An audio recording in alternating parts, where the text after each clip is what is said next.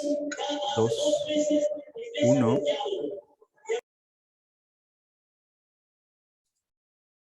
Tu audio, claro. Empezando bien, ¿me escuchan? Sí. Sí, se escucha. Ok, perfecto.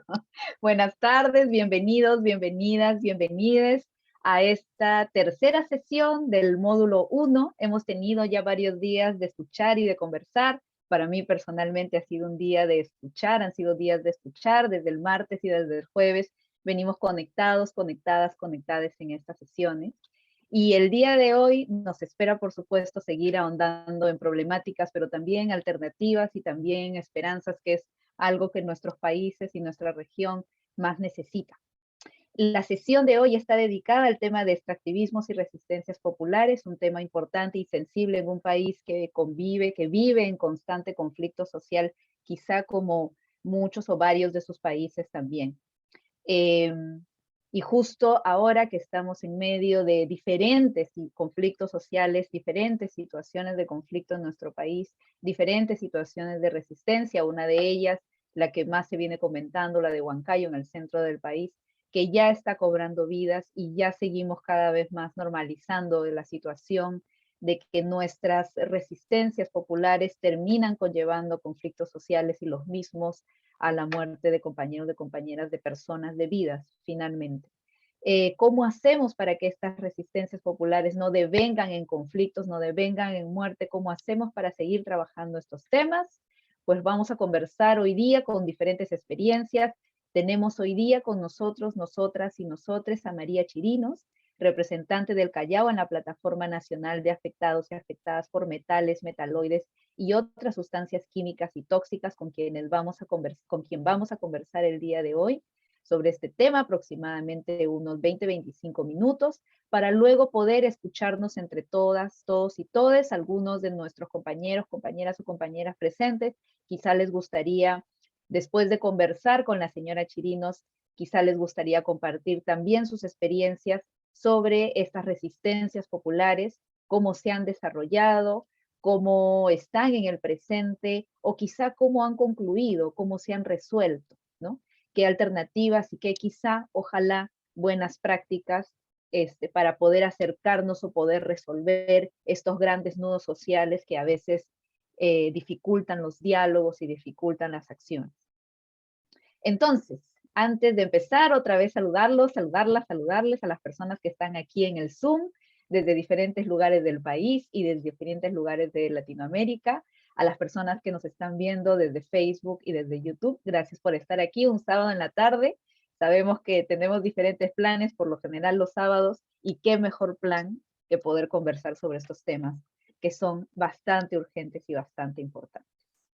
Ya saben ustedes que esta escuela está organizada por Viernes por el Futuro, por el colectivo Alzacu y Agroecológica y por el Consorcio Agroecológico Peruano. Y también tenemos el apoyo de Oxfam y Actúa.p. Yo voy a ser la moderadora el día de hoy. Yo soy Clara María Rodríguez y formo parte de Viernes por el Futuro. Ahora sí, señora María Chirinos, nos gustaría poder escuchar sus experiencias. Buenas tardes, ¿cómo se encuentra usted hoy este sábado? Bueno, muchas gracias por la oportunidad que nos están concediendo, un honor para nosotros, sobre todo revitalizarnos, porque escuchar a cada uno de ustedes y conocerlos también en este proceso que hemos caminado a raíz del tema coyuntural que acontece aquí en el Callao, pues vemos sobre todo que no estamos solas. Como dice, la resistencia sigue, y sobre todo que desde nuestra experiencia ustedes los jóvenes son los que toman la posta, y eso es muy importante, ¿no? Es equilibrar esta experiencia y la juventud, de verdad, muy revitalizante. Bueno, lo que yo les puedo compartir en el proceso, yo represento a la Frente Callao Dignidad, aquí, a raíz de estos caminares, cuando estaba el gobierno regional del Callao, el señor Félix Moreno, lamentablemente, con todos los accionarios que hemos visto que recién se dio a conocer a través de todo esto de los videos de los cuellos blancos, de los delincuentes cuellos blancos en el Callao.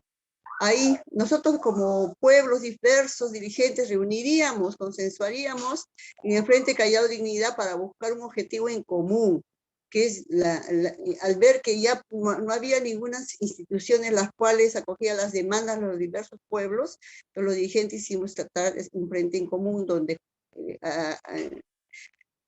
podíamos compartir las diferentes problemáticas y veíamos también que qué podemos hacer, ¿no? A raíz de eso hemos incidido, muchos de ustedes pueden recordar la Marcha por la Bandera, una bandera inmensa, la cual es notoria y nace esa propuesta desde el Frente Callao Dignidad en la denuncia contra el tema de la corrupción en Callao y más aún llevando la agenda a Lima. Así en esta situación, en este proceso, más o menos del 2017, nosotros también integramos, la que habla estaba la vocería, representando la coordinación acá en la región de Callao, en la Plataforma Nacional de Afectados y Afectadas, ¿no? Por metales, metaloides y otras sustancias químicas tóxicas. ¿Por qué? Porque pareciera que no existiese, tenemos lamentablemente más de 25 años de gobierno de Chimpún Callao, y pareciera que no hubiese existido el tema ambiental. Cuando hurgamos, vamos a ver que esto nace en Puerto Nuevo, ¿no? Mucho más de 25 años atrás, y ¿qué se hizo en ese tiempo, no? Pero lamentablemente, por otro lado, hay que tener en cuenta el embarque y el desembarque, y crece pues la expansión del comercio de la minería, y donde es el auge es justamente en la costa, ¿no? Pero a la vez también no se toma en cuenta que las poblaciones que migran también igual se asientan en las costas. Y en ese caso, por ejemplo, nosotros, donde vivo yo, se llama el asentamiento humano Marque, pero la mayoría lo conoce como carretera de Ventanilla, pero es el último pueblo que pertenece al Callao, y justamente está a las riberas de la desembocadura del río Chillón, ¿no? Entonces nosotros no tenemos nada que enorgullecernos, más aún porque nuestra playa, aunque es una playa pequeña, está catalogada como la más contaminada de Sudamérica, la más contaminada del Perú. Entonces yo considero de que la naturaleza habla de por sí sola, ¿no? ¿Por qué por qué esta playa así tan impactada? O sea, hay responsabilidades tanto también de nosotros en el entorno cuando nos falta esa toma de conciencia ambiental y la responsabilidad, pero a la vez también hay la responsabilidad de las industrias, ¿no? Porque en las aguas que vierten en el río Chillón, industrias, y todos van al mar, y el mar pues la fuente alimentaria, tanto de comercio como también de la mesa común y corriente, ¿no? Entonces, eso por un lado. Y el otro aspecto también es en el tema de pandemia, por ejemplo, cuando hubo la cuarentena, ahora que estamos hablando de los transportistas, ¿no? Ellos no se afectaron, la carga pesada de containers son más de 3.500, no se han afectado absolutamente en nada. Y normal, han hecho su trabajo, ¿no? Su recorrido. Y en este tiempo, todo este impacto que hay en el Callao, necesitamos hablando del tema de contaminación, vienen los suelos, viene la fuente hídrica, que es la segunda, en el caso del río Chillón, el aire. Ahora que se habla del aire, el tipo de aire contaminado, ¿no? Por ejemplo, sabemos que en México es terrible, pero ¿qué tanto nosotros también igual impactados acá? Ese es uno por un lado, ¿no? El aire, pero ahí en esta coyuntura parecería que pues nada pasa, ¿no? Es una cosa muy trivial, porque mayormente no se conoce, no sale a relucir, más aún por los medios que están a servicio de los que gobiernan, más no de la agenda del pueblo, ¿no? Y en este aspecto, la empresa Enel hizo unas conexiones justamente entre 2019 y 2020, se dio la pandemia, y que trasladan las aguas industriales al mar, que afectan 5 asentamientos humanos, justamente a las laderas del río Chillón, pero que colinda, pues nosotros colindamos con asentamiento humano Víctor Raúl allá de la Torre, que pertenece a Ventanilla, el pueblo vecino. Entonces justo ahí estas obras que se ejecutaron, actualmente si cualquiera de ustedes viniese aquí a nuestra zona, en Río Chillón, en la desembocadura, ahí van a encontrar que está expuesto ahí las tuberías en el mar, y ahí está yendo a parar. supuestamente es que tiene que cumplirse, según ley, 500 metros mar a fondo, ¿no? Pero si estamos hablando de un impacto, estamos hablando del tema de la pandemia, todo lo que hemos pasado, toda la pérdida humana que ha habido, cómo nos afecta, cómo afectamos el medio ambiente. Parecía que el ambiente había descansado, el planeta había descansado con esta cuarentena, y ahora todo vuelve, entre comillas, a lo normal. Entonces, desde esta perspectiva, muchas veces lo que acontece aquí en la realidad en los pueblos no sale a la luz, no sale a la luz ni tampoco cobra la magnitud que le estamos señalando, porque sea los que gobiernan o los congresistas, entre comillas, que nos representan, sean los que fueron, sean los que están, como estamos viendo, ¿no? Es triste decir lo que está sucediendo en nuestro país, crítico, muy preocupante, pero no refleja, no está en su agenda de nuestros congresistas nuestras problemáticas, ¿no? Así, y así como estamos señalando, también, por ejemplo, yo quisiera preguntar aquí a todos nuestros amigos que están escuchando, si han escuchado de la voz de las autoridades o de la voz de nuestros representantes de Congreso. Han dicho los 501 niños con plomo. Esta situación no lo venimos hablando de ahorita, hemos persistido en la agenda de los niños con plomo en mi Perú de hace buen tiempo. ¿Me escuchan? Hola. Sí, señora Chirinos, la escuchamos bien. No se preocupe que se nos cruzó un audio. Sí, se escucha bien, gracias. Le compartíamos que en el distrito de mi Perú, en Ventanilla, hay 500 niños con plomo. Entonces, gracias a Dios hemos escuchado que de estos últimos meses, ¿no? La alcaldesa, y una alcaldesa que es joven, una alcaldesa que está a cargo, ha puesto en la agenda esta problemática. Pero esta problemática no es nueva, es del 2017, donde a raíz de la constante resistencia, perseverancia, organización de la misma población del distrito de mi Perú y de una forma organizada, ellos llamaron la atención y desde el Ministerio de Salud, desde la DIRESA, hicieron la muestra respectiva por exigencia de ellos y ahí han salido a la luz todos los niños, ¿no? Que están impactados, que sufren en carne propia esta situación. Entonces, 2017, ¿qué se ha hecho hasta la fecha? ¿Dónde están desde el gobierno regional del Callao, dónde está el presupuesto? ¿Cuánto se emplea? ¿En qué se emplea? ¿Llega verdaderamente a ellos? No llega. ¿Qué nos dicen las madres? Pues, qué bueno que en este tiempo ya, por lo menos ahora que la alcaldesa se ha puesto las pilas, y también ya se ha formado una comisión con los mismos vecinos de mi Perú, ya ahora esta agenda está visible, por decirlo de alguna forma, ¿no? Ese es uno. Y por otro lado, en toda esta coyuntura, es que también nos encontramos con que nadie se esperaba, ¿no? Esta crisis terrible, esta tragedia terrible que ha acontecido en la costa acá de Ventanilla, en el mar nuestro, ¿no?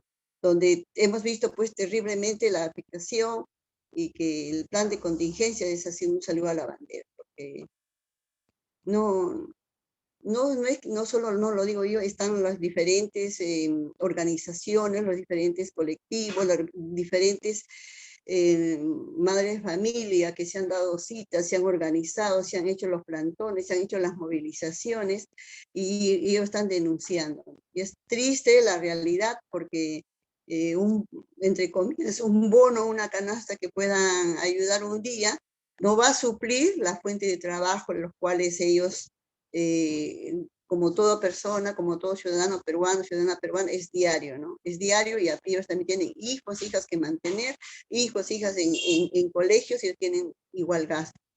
Entonces, ¿cómo responder en esta situación? Es por ello desde la plataforma nacional acá en el Callao, como vocera también hemos nosotros sumado a la voz de nuestros hermanos pescadores artesanales y también otros más, las organizaciones, y junto con ustedes, los diferentes colectivos, se ha sumado y de ahí nace este llamado, la cual para mí es un hito histórico, porque en el Callao no se ha visto con esta magnitud que ha habido esta marcha nacional, ¿no? Esta marcha nacional en contra de la Repsol, esto ha sido, yo considero que muchos sociólogos deberían tener acá los ojos bien puestos, porque es la conciencia de la ciudadanía, la cual ha dicho basta, la cual ha dicho no somos tontos, no nos engañen, no fue tantos barriles, fue esto. Entonces se ha sustentado y fue en común, era un objetivo en común, ¿no?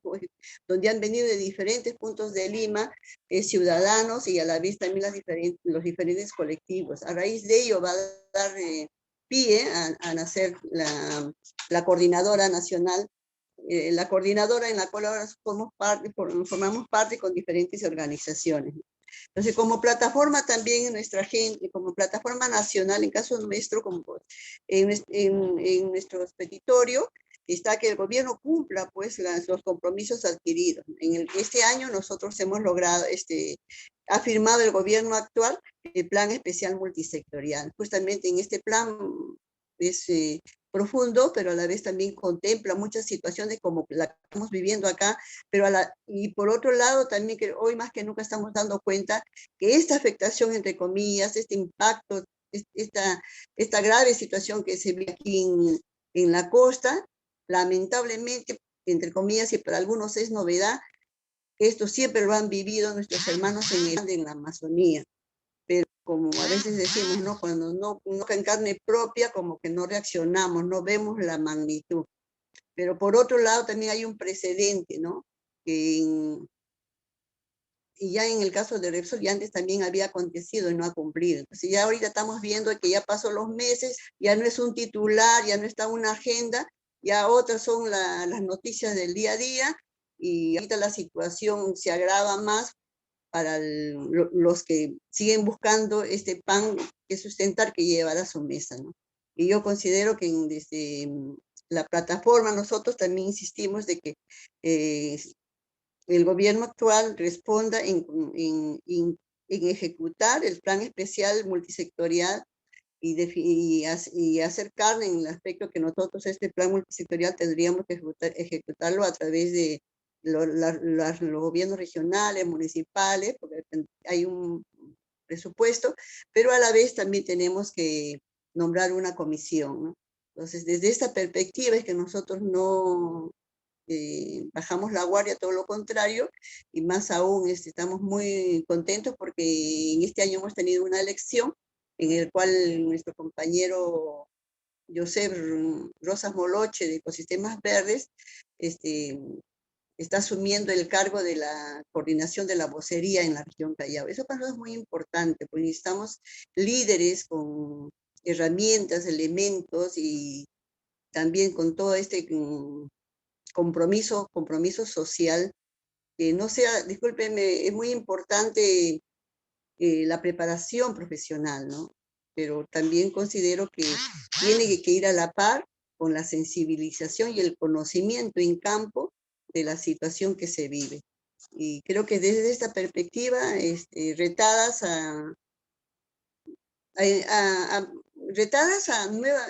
unir esfuerzos, ¿no? A unir esfuerzos en conjuntos y hacer nuevas propuestas, ¿no? Y no estar cerrados, sobre todo seamos, pienso, adultos o jóvenes o al margen de edad, no estar cerrados. Y aquí en este aspecto sí, un poquito, perdónenme, pero voy a tocar desde el tema de la perspectiva de la mujer, ¿no? Porque en eso sí que considero que todavía sigue nuestra lucha, porque las vocerías que se escuchan solamente, si es en mi comunidad que van a nombrar elecciones, ya las autoridades tienen sus candidatas.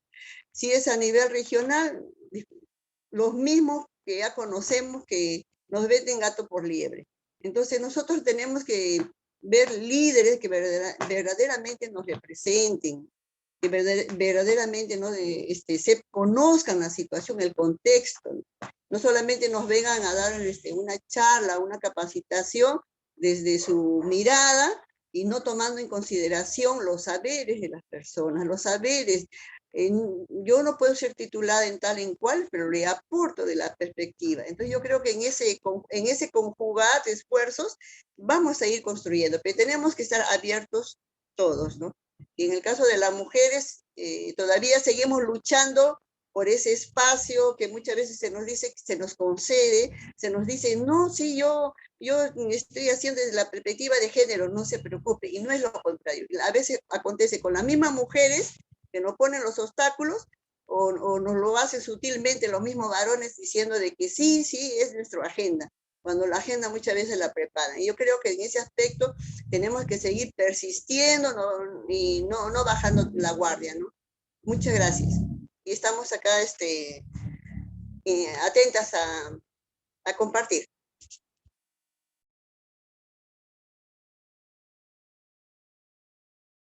Ok.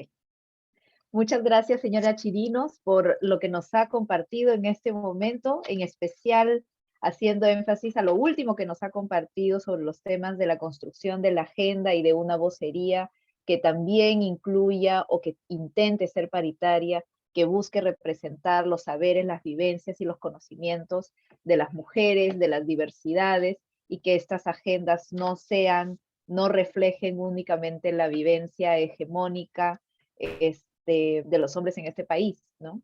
Y que viene siendo probablemente también, quizá ahí necesitaríamos volverlo a reflexionar, cuánto de esto llega a ser determinante a la hora de dialogar, a la hora de conversar, a la hora de trabajar justo en estos temas de resistencia territorial frente al extractivismo.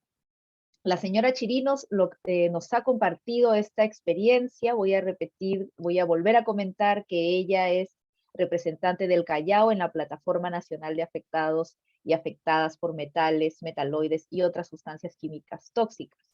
Esto es de gran relevancia porque el Callao se encuentra dentro del departamento de Lima y viene siendo el departamento central o centralista del Perú para nuestros compañeros y compañeros que están conectadas desde otros países. El Perú, es posible que ustedes lo sepan también, es un país sumamente centralista en la provincia de Lima, aunque en mayor medida la ciudad de Lima atrae un gran número de migración, un gran número de presupuestos, sostiene un gran número de iniciativas, hay ministerios que creen que ejecutan una labor ejecutándola básicamente en Lima. Entonces, que en esta ciudad, que en este departamento hayan estas resistencias territoriales es un signo de que incluso la ciudad centralista o la provincia centralista se generan toda una serie de dinámicas ambientales que no están siendo atendidas. Y en esta provincia es que se encuentra, perdón, en este departamento es que se encuentra el Callao, donde se encuentra el puerto del Callao, uno de los más importantes en la costa de Latinoamérica, uno de los más importantes desde la colonia, además desde tiempos coloniales, y uno de los más importantes, por supuesto, para la economía peruana. En su puerto se cargan y se descargan una serie enorme de producciones locales, de producciones internacionales, y es en esta zona donde se concentra un alto índice de contaminación, que es lo que la señora Chirinos nos venía comentando. Y que se puede ver desafortunadamente de todo, ¿no? Desde derrames petroleros hasta contaminación por plomo. Dinámicas difíciles que la señora Chirino seguro ya ahondaremos con sus preguntas, con sus dudas, de quizá cómo esto ha sido abordado ya desde la población, ¿no? ¿Qué acciones se realizaron, si es que se realizaron plantones, si es que se realizaron marchas, cómo fueron esos diálogos? Quizá fueron muy tensos, quizá pudieron encontrar diferentes situaciones en las que se llegaron a acuerdos, quizá otras no. Para poder complementar esta experiencia de la señora Chirinos, vamos a escuchar también a Caterine Eizaguirre. Ella es licenciada en Economía por la Pontificia Universidad Católica del Perú, candidata a Magíster en Desarrollo Humano, becaria del Programa de Desarrollo Sostenible y Desigualdades en la región andina Trandes, en Berlín. Con Caterine Eizaguirre vamos a complementar lo que ya veníamos escuchando de la señora Chirinos, y estoy segura que esto también va a detonar en nosotros, nosotras y nosotres, reflexiones y preguntas que ya saben que pueden ir colocándolo en el chat del Zoom, o en los comentarios de YouTube, o en los comentarios de la transmisión de Facebook. Nuestros compañeros, compañeras y compañeros los están recogiendo para poder conversar justo después de que podamos escuchar a Caterine Eizaguirre. Caterine, adelante, buenas tardes y bienvenida. ¿Cómo estás en este sábado? ¿Qué tal? Buenas tardes con todos y todas. Es un gusto poder coincidir, ¿no? Y también felicitar a los compañeros que confluyen en esta escuela, ¿no? De formación de activistas ecologistas, ¿no es cierto? Pensando además en la idea de construir un pacto ecosocial. Yo quería igual también resaltar la participación de María Chirinos, creo que además la compañera, y es importante que cuando nos formamos, cuando vamos discutiendo temas, no solamente lo miremos desde una perspectiva teórica, sino que también sepamos las voces de los compañeros que están en las luchas vivas, ¿no es cierto? Y en relación al extractivismo, que es el tema que nos convoca el día de hoy, yo quería iniciar mencionando el contexto actual que estamos viviendo en América Latina, y también evidentemente en el Perú, ¿no? Estamos en un contexto de guerra, ¿no es cierto? En un contexto en el cual Rusia y Ucrania en Europa del Este se encuentran en una guerra que pone en tensión los recursos y el acceso a recursos en todo el mundo, ¿no? Y que genera una elevación de precios tanto del transporte como de alimentos. Ahorita mismo en la televisión existe una mesa de diálogo en el Perú porque tenemos un paro que está escalando a magnitudes complicadas, porque evidentemente el costo de vida de los hogares peruanos y en general de los hogares en América Latina, porque en Brasil está este problema, en México está en este problema, en general en toda la región estamos viendo el encarecimiento de precios de los alimentos y el transporte, mientras los recursos naturales, los minerales que nosotros exportamos, también están subiendo de precios, pero esos ingresos extra no están llegando a los hogares en general. Y ese es el extractivismo. Esta dinámica frente a la cual los países del sur global nos hemos convertido principalmente a lo largo de toda la historia a través de procesos de colonización en proveedores de materias primas hacia el norte global, y lamentablemente esos ingresos, esos recursos, las rentas que generan estos recursos no llegan a los países y no se orientan realmente a un objetivo de desarrollo, sino que lamentablemente estos recursos son captados por grandes transnacionales que llevan el dinero a paraísos fiscales. Hay muchas investigaciones sobre ello que luego podemos compartir. Y en ese sentido, yo quería mostrarles, no sé si es posible compartir mi pantalla, un insumo que me parece muy importante en general para poder comprender cómo es que esta dinámica y qué conflictos, qué hay detrás del extractivismo, ¿no? Como mencionaba, quizás en una aproximación un poco más teórica, la idea de los extractivismos, en América Latina se viene escribiendo, pensando, redactando, sintiendo los extractivismos de larga data. Sabemos que los pueblos indígenas han estado en la defensa de los territorios, en relación a este intento de acumular recursos, ¿no es cierto?, de romper fronteras extractivas, de buscar minerales en lugares cada vez más lejanos, pero también desde las miradas del desarrollo en América Latina desde finales del siglo 60, a través de la CEPAL, distintos autores latinoamericanos empezaron a complejizar estas dinámicas que se le llaman de centro-periferia, ¿no? Frente a las cuales los países del norte global, los países que se les denomina países desarrollados, entre comillas, evidentemente, ¿no es cierto?, generan una dinámica de extracción de recursos hacia los países del sur global.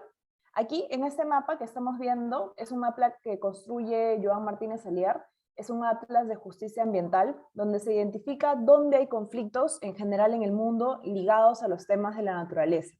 Lo que ven en naranjita son conflictos ligados a temas de extracción minera, por ejemplo, y en marroncito es ligado también a temas de extracción petrolera.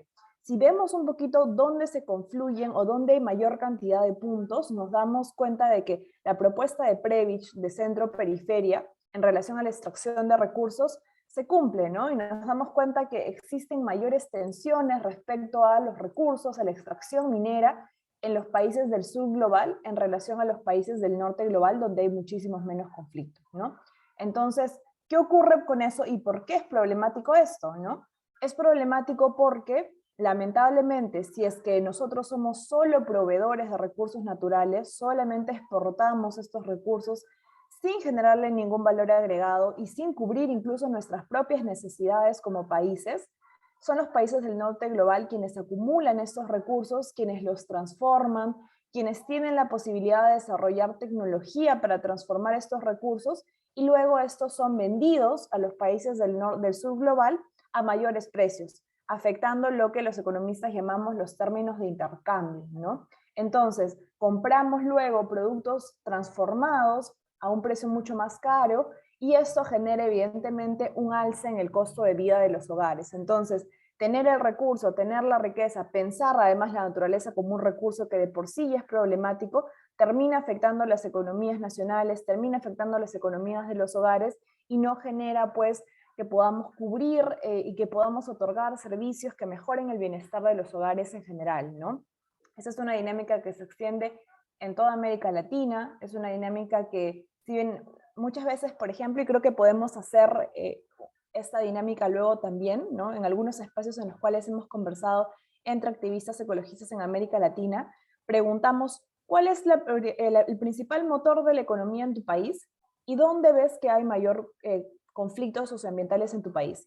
Y siempre termina habiendo un vínculo, ¿no? Siempre termina siendo, por ejemplo, en el Perú, los conflictos socioambientales están ligados alrededor de la minería, y la minería es el principal motor de nuestra economía, lamentablemente, ¿no? ¿Por qué hay conflicto entonces? Porque esos recursos no están llegando a las regiones, no están llegando a las localidades donde se extrae el recurso, y más bien existe una división, ¿no es cierto? Aquí tengo otro esquemita.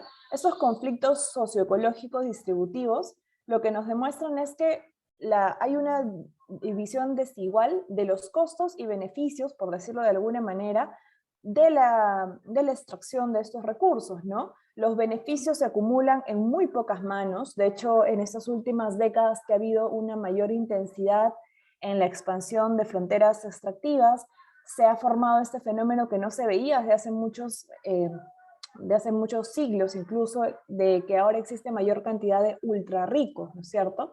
Hay informes que nos muestran que hay un 82% de las riquezas, por ejemplo, que se generaron en 2017, que están en manos del 1% más rico de la población, que no son más de 42 personas, ¿no? Esos informes, es un informe de Oxfam que podemos luego ver también cómo ha ido variando luego de la pandemia.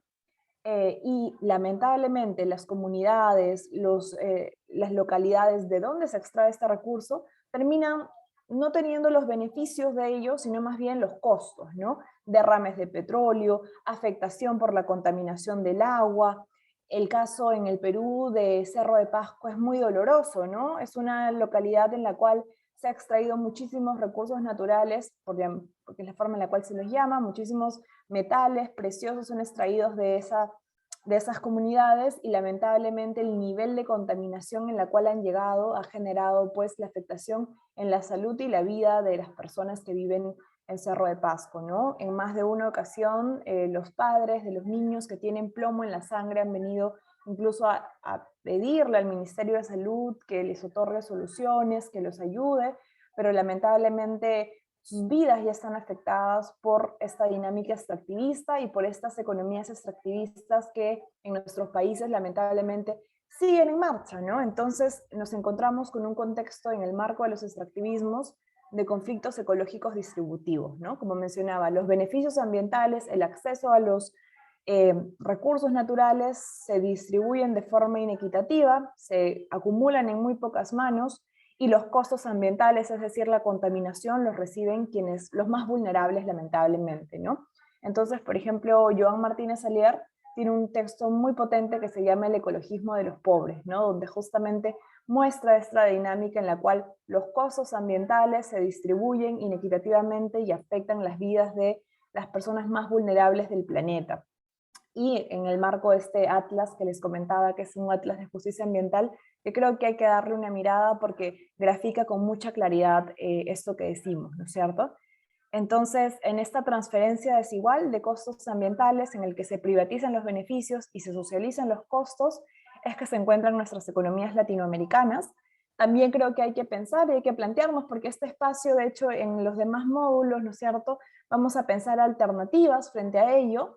Y no solamente los gobiernos de derechas han promovido ese extractivismo, ¿no? También los gobiernos de otras posturas políticas con perspectivas más orientadas hacia las grandes mayorías también están influyendo en medidas que han sido llamadas como neoextractivismo, ¿no? Es decir, mantener la matriz productiva centrada, priorizando la actividad extractiva, pero quizás con el fin de poder luego generar rentas y que esas rentas se conviertan luego en algunos beneficios sociales para la ciudadanía, pero de fondo siguen priorizando esa matriz económica que prioriza solamente el extractivismo y ese tipo de actividad económica, ¿no? Entonces es importante pensar, es importante plantear, y nos pregunto también aquí, ¿no es cierto?, cuando estamos hablando de extractivismos, ¿qué otras actividades productivas podrían ser mucho más, que podrían tener una sinergia mucho más positiva con nuestros territorios, ¿no? En los territorios en los que nos encontramos, ¿qué otro tipo de actividades productivas podrían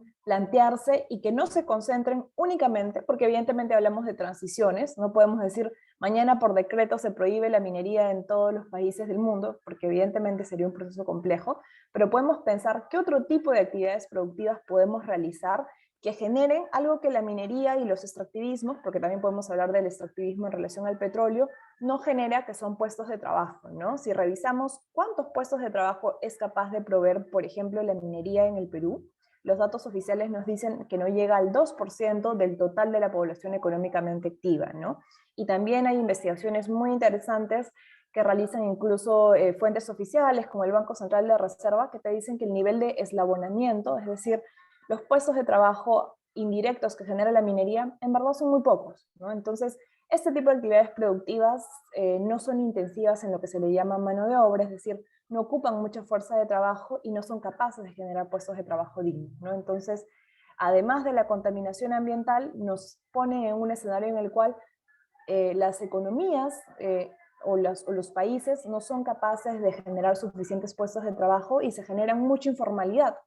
Entonces, por eso es necesario también replantearnos modelos extractivistas en esta dinámica en la cual nos encontramos con lenguajes de valoración distintos, ¿no? Por un lado, un Estado, empresarios que piensan que el crecimiento de por sí, que el crecimiento liderado por actividades extractivas es de por sí desarrollo, y por otro lado, Vandana Shiva es una autora que a mí me parece muy potente porque te plantea cosas que a veces desde la economía tradicional parecen que no, ¿no? ¿Cierto?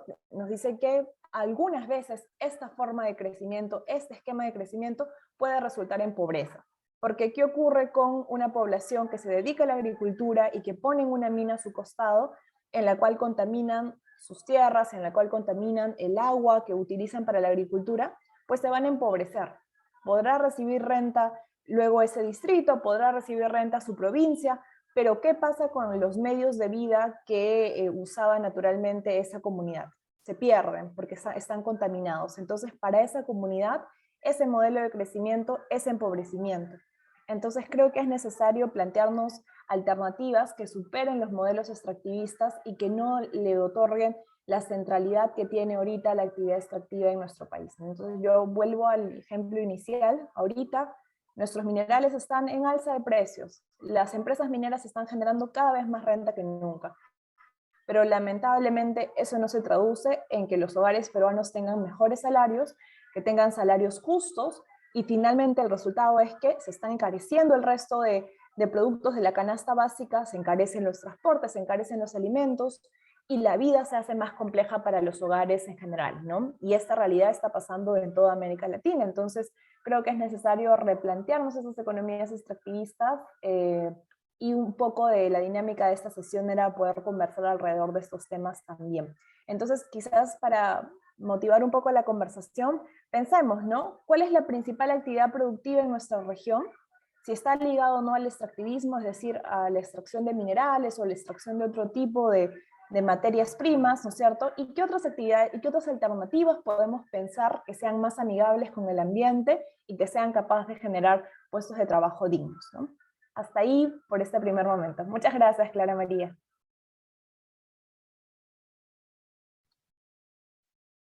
Muchas gracias a ti, Catherine, por compartir con nosotros, nosotras y nosotres, este tema, estos conocimientos. Muy interesante el Atlas, si es posible, si es algo a lo que podamos acceder todos, todas y todes sin necesidad de un usuario, probablemente quizá podrías compartirnos la página, el enlace. Ahí está. Que Catherine nos acaba de poner en el enlace y Pepe nos dice que ya está en el aula virtual, desde donde pueden ir explorando este atlas.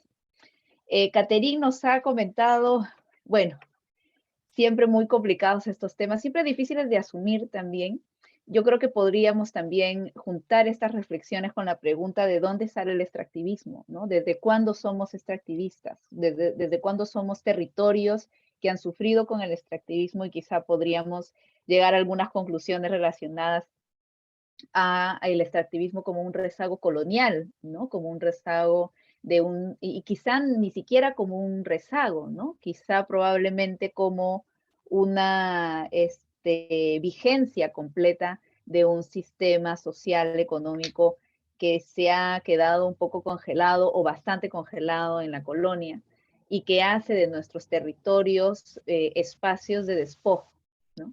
Espacios cuyas riquezas podemos despojar, prefiriendo, por supuesto, siempre el capital sobre la vida. Justo es el tema del que pensábamos el pasado 25 de marzo, de vida sobre capital o de capital versus la vida, y los sistemas, los modelos extractivistas nos llevan, por supuesto, a estos conflictos sociales en los que Catherine nos ha comentado cómo esto es, por supuesto, de manera desigual, ¿no? Hay quienes están siendo beneficiados, beneficiadas por este extractivismo y hay quienes no lo estamos siendo y que vivimos en la mentira y en el mito de que este extractivismo nos beneficia a todos por igual.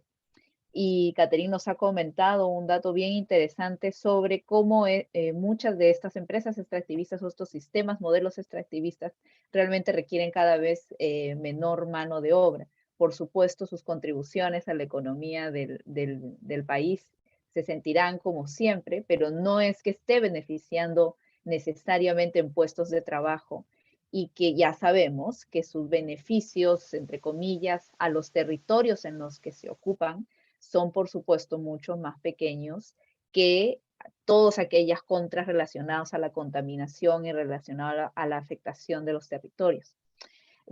Puedo ver muchas preguntas en el Zoom y muchos comentarios. Muchas gracias por ello.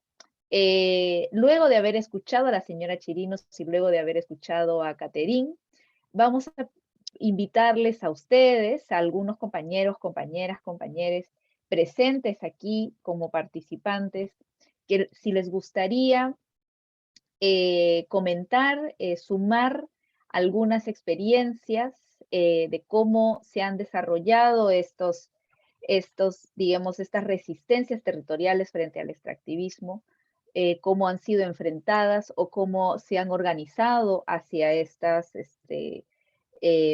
hacia estos modelos extractivistas en sus diferentes territorios y si les gustaría compartirnos una anécdota en particular. Las personas que estén interesadas en compartirnos estas experiencias pueden levantar la mano aquí en el Zoom. Vamos a priorizar a 3 primeras personas que quieran compartirnos desde los micrófonos estas experiencias con unos 5 minutos de intervención. Así que los invitamos, les invitamos a que se tomen un minutito, quizá a pensar si es que han vivido estas experiencias y cómo las han enfrentado, cómo se han organizado, cómo se han solucionado y si no se han solucionado, cómo siguen al día de hoy. Mientras se van animando, porque veo que todavía no se nos animan a compartir, yo creo que podemos ir resolviendo algunas preguntas dirigidas a nuestras panelistas el día de hoy. Voy a ir eligiendo algunas preguntitas. Vamos a ver. Señora Chirino, ¿se encuentra con nosotros? Ahí está. Muchas gracias, señora Chirinos. Tenemos algunas preguntas para usted. La primera pregunta es si usted conoce de medidas sanitarias de parte del gobierno o específicamente del Ministerio de Salud para los 500 niños afectados con metales pesados en la sangre. ¿Hay alguna medida del gobierno y alguna medida del Ministerio de Salud para estos niños afectados y afectadas? En estos últimos meses, a raíz de la coyuntura que se ha hecho visible la situación que impacta por derrame de petróleo, se ha puesto las pilas la alcaldesa de Mi Perú. Y junto con ello, los dirigentes también de la zona, y han formado el comité ambiental. Aparte de ello, también tengo entendido que de parte del Congreso, en el Congreso también han formado la comisión de investigación, específicamente para los niños con problemas. Muchísimas gracias, señora Chirino. Sí que buenas noticias, aunque sabemos que llegan generalmente tarde y a veces tenemos que hacer muchísimo barullo para que estas respuestas puedan darse con esa rapidez, qué bueno saber que esto se está dando, ¿no? Tenemos otra pregunta para usted, sí, y que va más o menos en la misma línea, ¿no? ¿Qué respuestas o qué otras respuestas ha dado el gobierno hacia la población que están en defensa del territorio? Quizá podríamos aprovechar esta pregunta para ahondar un poquito en el tema del derrame de petróleo desde la empresa realizado por la empresa Repsol en el mar de Lima, ¿no? Y quizá nos podría resumir o comentar cómo es que el gobierno, cuál ha sido ese proceso de respuesta del gobierno y en qué etapa de respuesta del gobierno nos encontramos y cómo ve usted, qué opina usted sobre esta respuesta de los diferentes gobiernos, ¿no? El gobierno probablemente local y el gobierno nacional. Bueno, los gobiernos locales en la provincia constitucional del Callao están interesados en hacer campaña. Esta es la realidad. Y el oficialismo siempre presenta, bueno, la imagen modelo. Pero la imagen modelo lamentablemente no cuestiona las raíces, las fuentes, o no hace visible la agenda, el por qué o quiénes son los que están obstruyendo a resolver, porque casi siempre son decisiones políticas. Y cuando usted hacía mención de la problemática que existe, me hizo acordar, porque olvidé nombrar, en el caso de los humedales de Ventanilla, por ejemplo, yo pregunto también a todos, ¿no? ¿Tenían conocimiento que en el distrito de Ventanilla existe el único pulmón ecológico, son los humedales de Ventanilla? Entonces, cuando estamos hablando hace 10 años, la cantidad de hectáreas que tiene y cómo se ha ido depredando, ahora en dos lugares, como se puede decir, los humedales están separados, están ubicados en 2 lugares, pero específicamente en el que está cerca de la playa de Costa Azul. Acá vendría la pregunta, ¿no? Con la situación que se ha vivido de derrames, ¿afecta o no afecta? Entonces, justamente con los compañeros que son biólogos, las mismas, lo que hemos escuchado, afectan los humedales. Entonces, eso es un tema a la misma naturaleza. Pero aparte de ello, entre lo social, los pueblos que circundan en la zona, los que no conocen, ¿no? Los que no conocen la realidad, pues decíamos el contexto. Muchos decimos la playa Cabero, en cerca de Pachacute, que está rodeado de cerros, pero no, dijéramos, por favor, cuando vienen a Ventanilla, alcen la mirada y fíjense en los cerritos, porque en esos cerritos están las casas de diferentes pueblos, y en el caso de Pachacute no es un pueblo, es una ciudadela inmensa.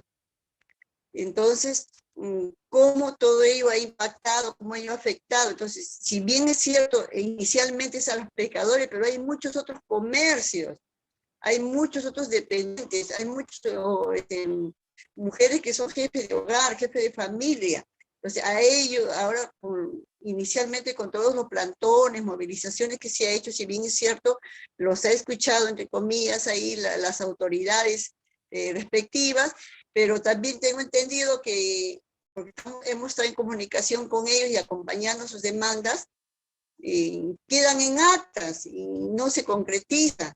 Y si se concretiza a cierto grupo, de repente para callar las voces inquietas, pero no es en su mayoría. Y ahora mismo estamos leyendo las noticias, no nos dice, pero ¿y ahora qué vamos a hacer si es nuestra fuente de trabajo? Entonces, como usted bien lo ha descrito, es una crisis mundial, es una crisis a nivel latinoamericano, es una crisis que está en Perú, también ahora Estados Unidos. ¿Y qué son de ellos? Como ellos ya no pueden, por eso decíamos, ¿no? Ellos no son del titular del día a día, ya pasaron ya. ¿Y qué hacen? ¿Cómo llevan ese pan de cada día a su hogar? ¿Cómo sustentan ahorita que estamos en época escolar? ¿No? Y ante tanta situación, ¿y qué pasa? Yo acá también pregunto a la ministra de la Mujer, ¿no? ¿Qué pasa con las poblaciones vulnerables? O las familias no tienen personas con discapacidad, o no hay niños que dependen de ellos. Entonces, en esta situación es una mirada multisectorial que se tiene que abordar, se tiene que incidir, ¿no? Pero lamentablemente vemos que se ha hecho un actuar muy lento, y por otro lado, el gobierno se está defendiendo, entre comillas, versus del Congreso, y dime que te digo, desgastan ahí, y muchas veces por eso la ciudadanía dice, pónganse a trabajar, ¿no? Pónganse a trabajar mirando a la gente del pueblo. Entonces, no se han puesto la camiseta, no se pone la camiseta del Perú.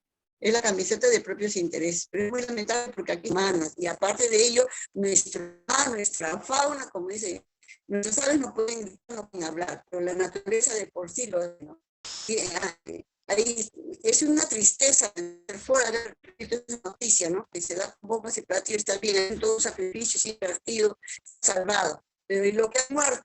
Lo que no está en estadísticas, ¿dónde queda? Y lo que en estos días diferentes hermanos pescadores han salido en otros medios también, los buzos, me acuerdo acá en Pachacute, el joven que es buzo, hemos marchado con ellos también por toda Plaza San Martín, me iba hasta Congreso. Ellos que son, que están ingresando allá adentro para demostrar, ahí salen el reportaje, para demostrar cómo está, a pesar de tantos días, meses que está pasando, sigue impactando. Entonces, es pobre, es lamentable decirlo, pero es pobre la acción de los entes reguladores, llámese OEFA, llámese MINAM, es pobre. Y por eso también nuestra preocupación desde la plataforma nacional, porque nosotros ya se ha aprobado el plan multisectorial especial, necesitamos que se ejecute.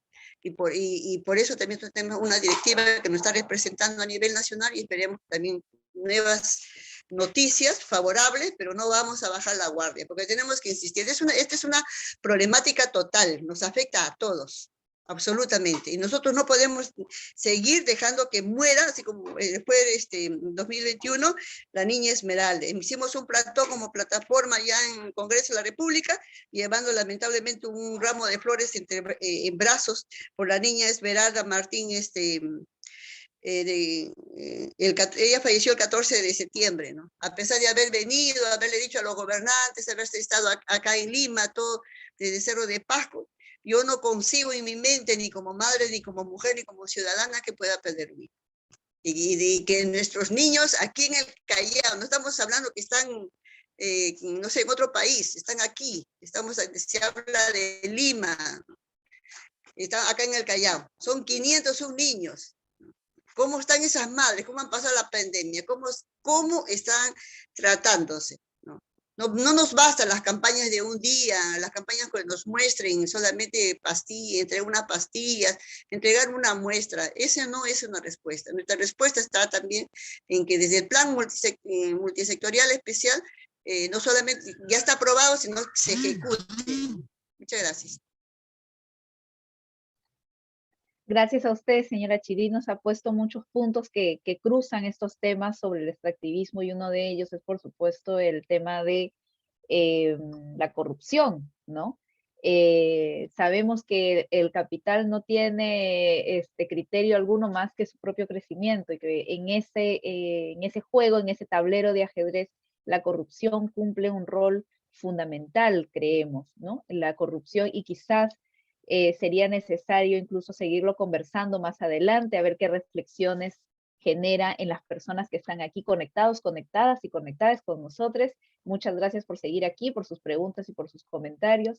¿Ustedes creen que el extractivismo juega un rol fundamental? ¿Tienen información sobre ello? ¿Le gustaría compartir? Ya saben que pueden escribirnos aquí en el chat del Zoom, en los comentarios de la transmisión de YouTube y en los comentarios de la transmisión de Facebook. Vamos a priorizar ahora. Muchas gracias a la señora Chirinos por estas respuestas y muchas gracias a don Ofré y a Julia por estas dos primeras preguntas. Queremos priorizar unos minutos primero a algunas preguntas que les gustaría hacernos a micrófono abierto. Quizá hay algunas personas que les gustaría hacernos unas preguntas abriendo el micrófono y quizá ahondando un poquito en sus experiencias y quizá dándole un poquito de contexto a sus preguntas. Si les gustaría hacer una pregunta a micrófono abierto a las personas que se encuentran con nosotros y nosotras en el Zoom, por favor levanten la manita, acá los podemos ver en la lista de participantes, y luego de levantar la manita, nosotros y nosotras les vamos a poder dar el acceso para que puedan abrir sus micrófonos y que les podamos escuchar. Así que les damos otros minutitos para ver si se animan a hacer sus preguntas y sus comentarios. Yo creo que el tema amerita que podamos ir escuchando también sobre experiencias en las que quizá se han empezado a decantar soluciones, ¿no? En las que quizá podría estarse encaminando buenas prácticas que podamos imitar, que podamos conocer, Es posible que, por supuesto, algunas de estas o muchas de estas buenas prácticas tengan que ver con la organización social más que en la respuesta de tomadores y tomadoras de decisiones. Veo que Virginia tiene la mano levantada. Compañeros, si le pueden... Ahí está. Virginia, te escuchamos. Adelante. Sí. ¿Me escuchan? ¿Cómo estás? Fuerte y claro, Virginia. Gracias, Clara. Buenas tardes para todos. Un placer compartir esta escuela, este espacio. Les cuento que vivo en la ciudad de Tandil, Buenos Aires, Argentina. Y bueno, la idea era presentarme un poquito. Me pareció muy interesante la ponencia de la señora.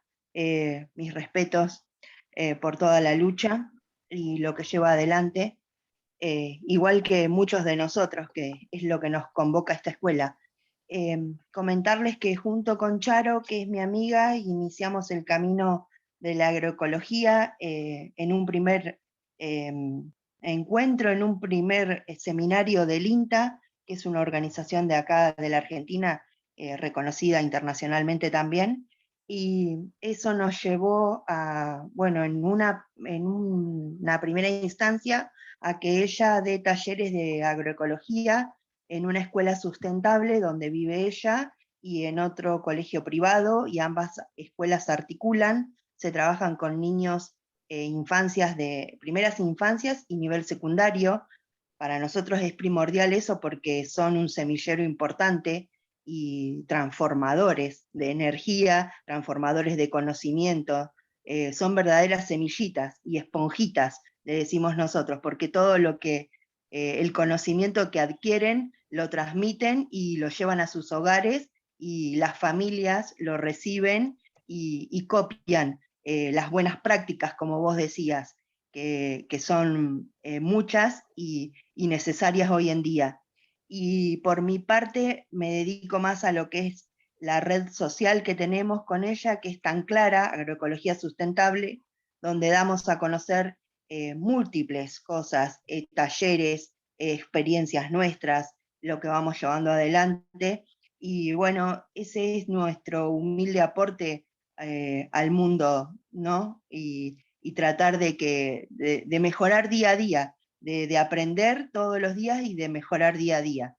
Seguramente Charo ande por ahí, quiera comentar ella algo de la experiencia de los niños, porque es valiosa y muy interesante. Y gracias desde ya por este espacio. Un gusto. Muchas gracias a ti, Virginia, por ese comentario y esos aportes tan humildes como revolucionarios, como justo aquellos que pueden sumarse y transformar el mundo. Charo, si estás por ahí, si te animas, te Gracias, escuchamos. Clara. Acá estoy.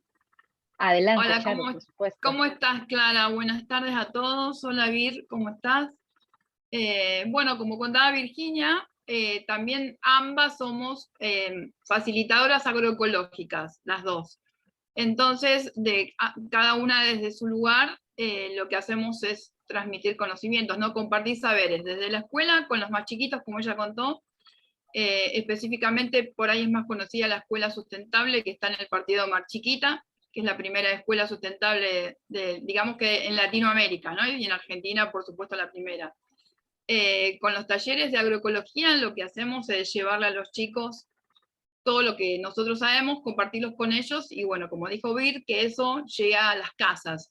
Y la verdad que como los chicos siempre insisten, cuando uno les gusta algo, lo comparten, lo llevan a sus casas, por ejemplo, para contar algo, fue re importante para nosotros la época de pandemia, un año en los que los chicos no tuvieron escuela, pero sí seguimos en contacto con ellos, y todas las familias tienen huerta en su casa ahora. O sea, con el taller lo que logramos es que cada familia comenzara su huerta, chiquita, en balcón, en maceta, en un terreno de 1 metro cuadrado, lo que tuviera. Pero los nenes comenzaron todos, con insistir, hicimos llegar las semillas a cada familia, y cada familia hoy tiene su huerta. Así que para nosotros fue un trabajo re lindo y muy satisfactorio, ¿no? Porque de no tener nada, todos tener, aunque sea no sé, poder tener tomates, cosechar tomates y lechuga es importante, aprender de a poquito, y uno, como siempre digo, se contagia, ¿no? Porque uno empieza con una planta y termina teniendo un montón porque quiere tener más, es como que le gusta. Así que Ese es nuestro trabajo, comunicar y llegar sobre todo a los chicos para que ellos transmitan a sus familias. Bueno, por otro lado, un gusto compartir este curso con ustedes. No sé si quieren saber algo más, nos preguntan lo que quieran. Un gusto. Un gusto para nosotras, nosotros y nosotros, Charo. Virginia, muchas gracias por contarnos esta experiencia. Voy dejando este tema apuntado aquí también para quienes lo quieran comentar en el chat y en otros espacios. Cuán importantes son los temas de educación ambiental, cuán importantes son los temas de la escuela, la casa y la comunidad para hacerle frente al futuro.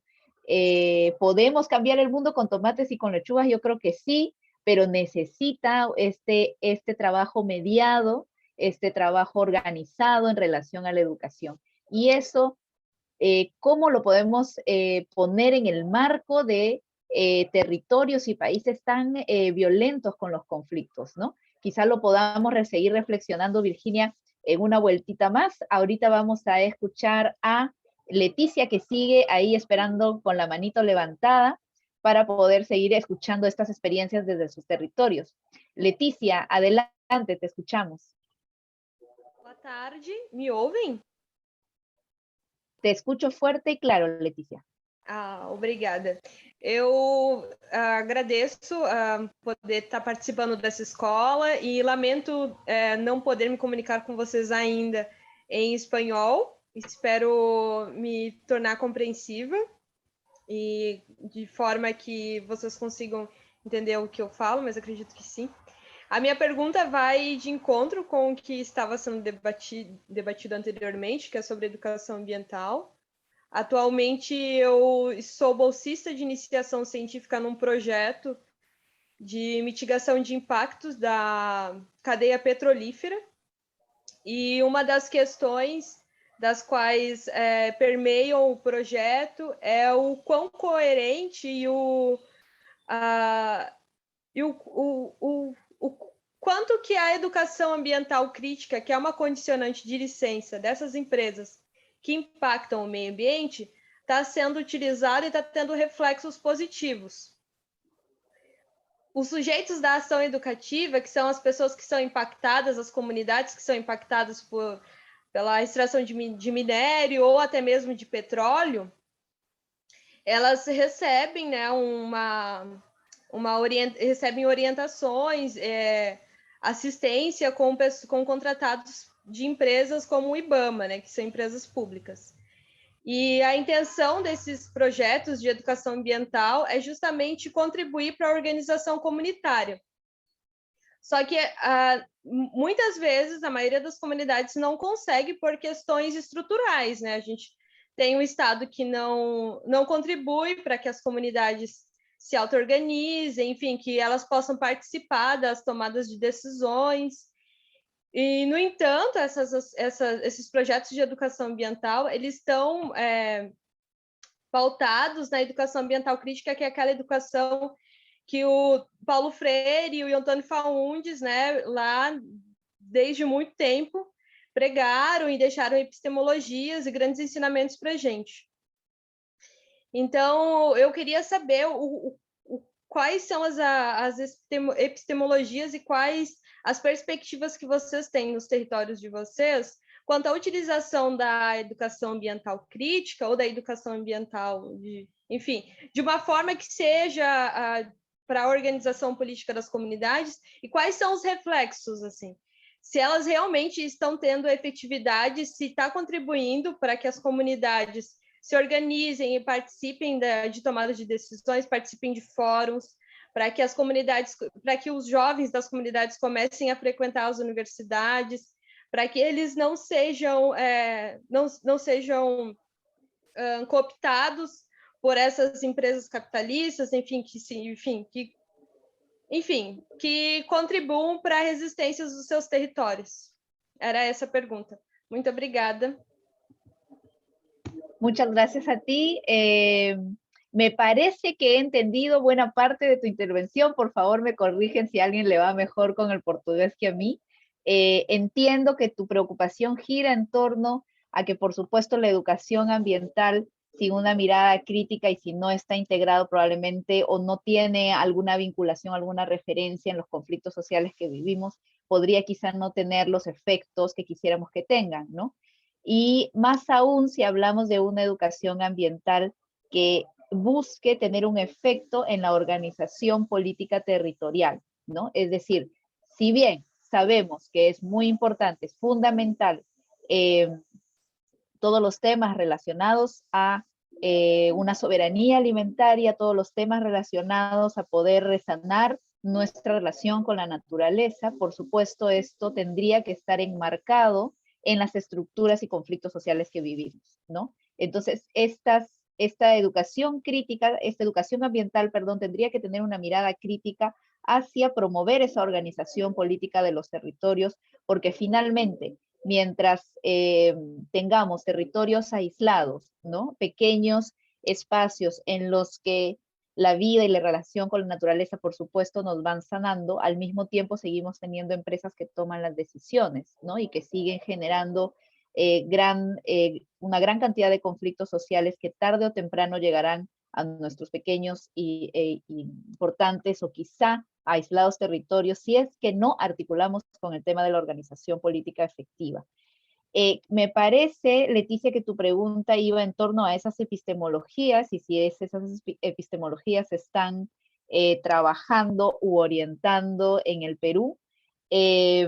Creo que allí voy a rebotar la pregunta a alguna persona más de la organización que pueda conocer un poquito más cómo están los términos de educación ambiental, por eso veo que Pepe levantó la manita para que nos pueda complementar, porque entiendo que ya estaríamos hablando de una mirada muy particular de la educación que por lo menos en el trabajo educativo formal de la escuela en general, no es que sigamos una epistemología muy clara, ¿no? No podríamos decir estamos hablando de la educación libertaria, no podríamos decir que estamos hablando de escuela nueva, no podríamos decir, porque digamos que hay múltiples miradas sobre la educación y sobre sus políticas y que a la hora de implementarse no necesariamente siguen una línea clara y aún estamos en ese proceso.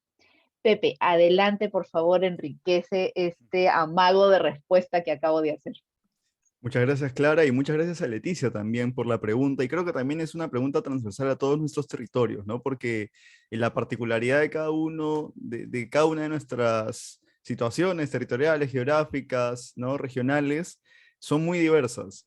Por ejemplo, en la sesión del día jueves, teníamos con nosotros, nosotres, a Elena Miranda y Andrés Campo. Andrés Campo es un colega que es educador ambiental político, y que trabaja en la Cátedra Ambiental Gonzalo Palomino Ortiz, donde sí analizan no solamente la construcción de la epistemología, sino también de la ontoepistemología, o sea, complejizando un poco más las miradas filosóficas y de comprender el conocimiento, los saberes, con la misma existencia de nosotras como seres, ¿no? Como personas, individuos. Y ahí sí, en Colombia al menos se puede desarrollar, por lo que conozco, la Cátedra Ambiental, Gonzalo Palomino Ortiz, estos caminos que han permitido fortalecer procesos de resistencias, de luchas, de consignas, de participación territorial, y hay compas de Colombia presentes en esta sesión que seguramente pueden también manifestar lo mismo, ¿no? En donde tienen las consignas claras como el tema de la soberanía alimentaria. Pero en cambio acá en Perú, por ejemplo, ¿no? Los avances de la educación ambiental han estado más bien dominados por una educación bancaria, ¿sí? Que va bastante más en contraposición con lo que se trabaja históricamente, por ejemplo, en Brasil, ¿no? Con los postulados de Paulo Freire. Así que cuando se ha estado avanzando en estos espacios de educación ambiental, ha sido una educación ambiental que decimos ligera, light, ¿sí? Que está más bien un poco al servicio de los bloques hegemónicos y que sirve un poco de lavado verde, ¿sí? En términos generales. Sí se ha ido desarrollando ya hace cerca de 30 años algo que acá se llama en Perú educación ambiental comunitaria, ¿sí? Y esta educación ambiental comunitaria se parte principalmente a escala de comunidades campesinas, comuneras, de pueblos originarios indígenas, que bueno, ¿no? Tratan de ir conectando, y digo tratan, porque los esfuerzos de educadores ambientales comunitarios, digamos, se ven también desvalijados, por así decirlo, porque no hay apoyo económico ni financiero, ¿no? Para que se pueda sostener todo este proceso de acompañamiento. Así que la educación ambiental comunitaria todavía sigue siendo incipiente, se ha fortalecido en las comunidades, pero hace falta fortalecer estos procesos. Con respecto a los diálogos de una educación ambiental crítica, como bien dice Leticia, creo que eso se ha avanzado mucho, mucho en Brasil, ¿no? Al menos desde Perú, vemos con mucho entusiasmo lo que viene trabajando Brasil, con lo que viene trabajando Colombia, pero si vamos un poco más hacia el norte, pero un norte en el sur, encontramos a compas en México, ¿no? Que también han construido una educación ambiental, política, crítica, ¿no? Indígena, comunitaria, que ha fortalecido muchísimos, muchísimos procesos de integración. Y eso combinándolos con estrategias como, por ejemplo, de transitar hacia procesos agroecológicos, de generar transformaciones de soberanía territorial, ¿no? Así que en Perú hay todavía estos espacios, como en el que estamos presentes. Lo hemos construido con una perspectiva de poder integrar y conectarnos con el resto de nuestros países, o sea, con el resto de la patria grande, ¿no? Y al tener esta perspectiva de conectarnos con nuestra patria grande, está la esperanza, ¿no? Dentro de nuestras luchas está la esperanza de que podamos transitar a esta educación ambiental crítica. Este es un espacio que ya se dieron cuenta, crítico, ¿no? Así que se está dando en la virtualidad, se da un debate todavía en unos círculos un tanto cerrados, al menos en el caso de Perú, ¿sí? Pero la intención está plagada, llena de esperanza, ¿no? Para poder transitar a masificar, territorializar, en el caso peruano, la educación ambiental política crítica, ¿no? Que sea más justa y digna para todos, todas, todes, ¿no? Pero bueno, eso, al menos con el caso peruano y algunos elementos que he podido conocer en otros territorios. Y muy buenas preguntas, Leticia, muchas gracias. Gracias, Pepe, por sumar a estos comentarios y a estas respuestas. Y qué importante y qué interesante conocer estas experiencias. Voy a sumar las experiencias que sé que se están dando en Ecuador, en el Chocó, en relación a Bosque Escuela. Y Bosque Escuela, que si bien son estas perspectivas que no parten del territorio latinoamericano, sabemos cómo somos a la hora de piratear, transformar, revitalizar, aterrizar perspectivas desde afuera, para poder amarrarla siempre a nuestro contexto y en especial a nuestros contextos sociales y políticos, ¿no? También entiendo que cada vez más crecen los espacios en los que se crean comunidades, que intentan ser estas comunidades que dejan las ciudades para establecerse en otros espacios, y que buscan ser autosostenibles, que buscan ser tener el impacto, un mayor impacto positivo en la naturaleza, por supuesto, sanar sus conexiones con la naturaleza, y ahí es donde quizá podríamos sumar la perspectiva crítica de estos espacios, ¿no? Digamos que aislándonos o creando nuestras propias comunidades como burbujas, no necesariamente estamos logrando no solo prepararnos, sino enfrentar a lo que ya está sucediendo en nuestros territorios, ¿no? Y ahí es muy importante siempre esta perspectiva crítica social y política. Entonces, seguimos con las preguntas. Gabriela, vemos tu mano levantada. Muchas gracias por esperar. Te escuchamos. Adelante. Hola, ¿me escuchan bien? Fuerte y claro, Gabriela. Perfecto. Saludos, saludos a todas, a todos. Soy Gabriela Cota, Gabi, soy estudiante de agroecología en Brasil. Soy del movimiento de mujeres y campesinas y de la CONCLAE, que es la Confederación Latinoamericana y Caribeña de los Estudiantes de las Ciencias Agrarias. Y me gustaría de compartir una situación. Aquí en Maceió, departamento de Alagoas, en Brasil, la extracción del salgema, que es una sustancia necesaria para la producción de plástico, bajo nuestra capital, destruyó la vida de más de 20.000 familias. El nombre de esta empresa asesina es Braskem. Por favor, busquen en internet Braskem Maceió, yo voy a poner en el chat. Sobre este crimen socioambiental y no se puede olvidar de eso. El desalojo de más de 20.000 familias se sucedió por el hundimiento, la subsidencia del terreno, provocado por la abertura de más de 30 minas, justo debajo de 4 barrios de nuestra capital, Maceió. Yo vivo en un barrio contigüo, un barrio vecino a estos barrios afectados, que ahora son barrios fantasmas.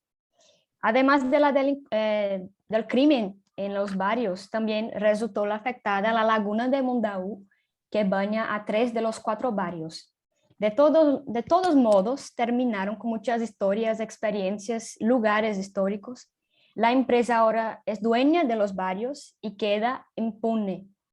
Los moradores y moradoras del barrio emigraban a otras partes de la ciudad, muchas veces en contextos diferentes al anterior. Por ejemplo, las mujeres que dependían de la recolección de mariscos en la laguna debieron cambiar su fuente de sustento.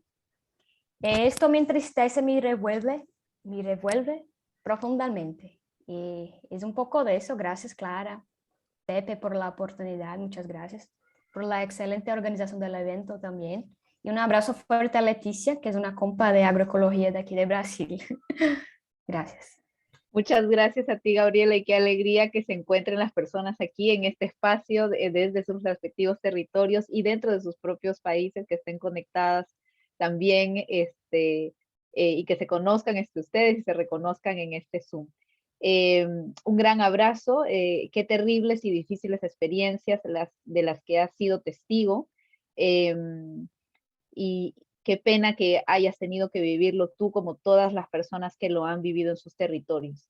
En principio, un abrazo solidario a ti, y creo que es un buen momento para expresarnos mucho afecto y mucho cariño, porque es innegable que ser testigo de los conflictos sociales producidos por el extractivismo nos dañan también de diferentes maneras. No solo contaminan nuestros cuerpos y no solo afectan nuestras vidas externas, sino también afectan nuestras emociones, afectan la manera como nos relacionamos después con el resto. Podríamos estar hablando incluso de otros efectos sobre nuestras mentes, ya sea estrés postraumático, ya sea ansiedad, cosas que son necesarias de reconocer porque están dentro de cada una de las acciones que tomamos, ¿no? Y que es una manera en la que este sistema también nos está afectando. Y ante ello, ¿qué nos queda? Pues hermanarnos y hermanarnos también en los afectos, ¿no? Y reconocer esos afectos y esas importancias. Entonces, un abrazo para ti, Gabriela, muy fuerte, para toda esa comunidad que se ha visto afectada y para todos y todas ustedes que también han tenido que vivir experiencias similares. Muy importante la resiliencia y muy importante la fortaleza de nuestros corazones y de nuestras almas a la hora de tomar estas acciones frente a estas situaciones, ¿no? Entonces, para seguir conversando, vamos a escuchar a Doris. Doris, veo que tienes la mano levantada, estás allí con nosotros y nosotras, gracias por esperar. No sé si te hemos facilitado que puedas abrir el micrófono, quizá nos está tomando un poquito, y si tienes alguna dificultad, allí te veo, Doris, adelante. Hola, muy buenas tardes. Tuve bastantes problemas para conectarme y estaba por la página, siguiendo un poco la conversa, hasta que pude entrar. Bueno, yo soy de Colombia, vivo acá en Bogotá en este momento, y pues quería un poco dejar algunas cosas sobre todo en esta parte cuando se hablaba de las alternativas, de cómo se han desarrollado esas resistencias frente al extractivismo. Y yo lo que puedo decir de mi experiencia de trabajo con comunidades campesinas, indígenas, afro en su momento también, y con el Estado. También he trabajado por épocas y estuve en el Ministerio de Ambiente y Desarrollo Sostenible.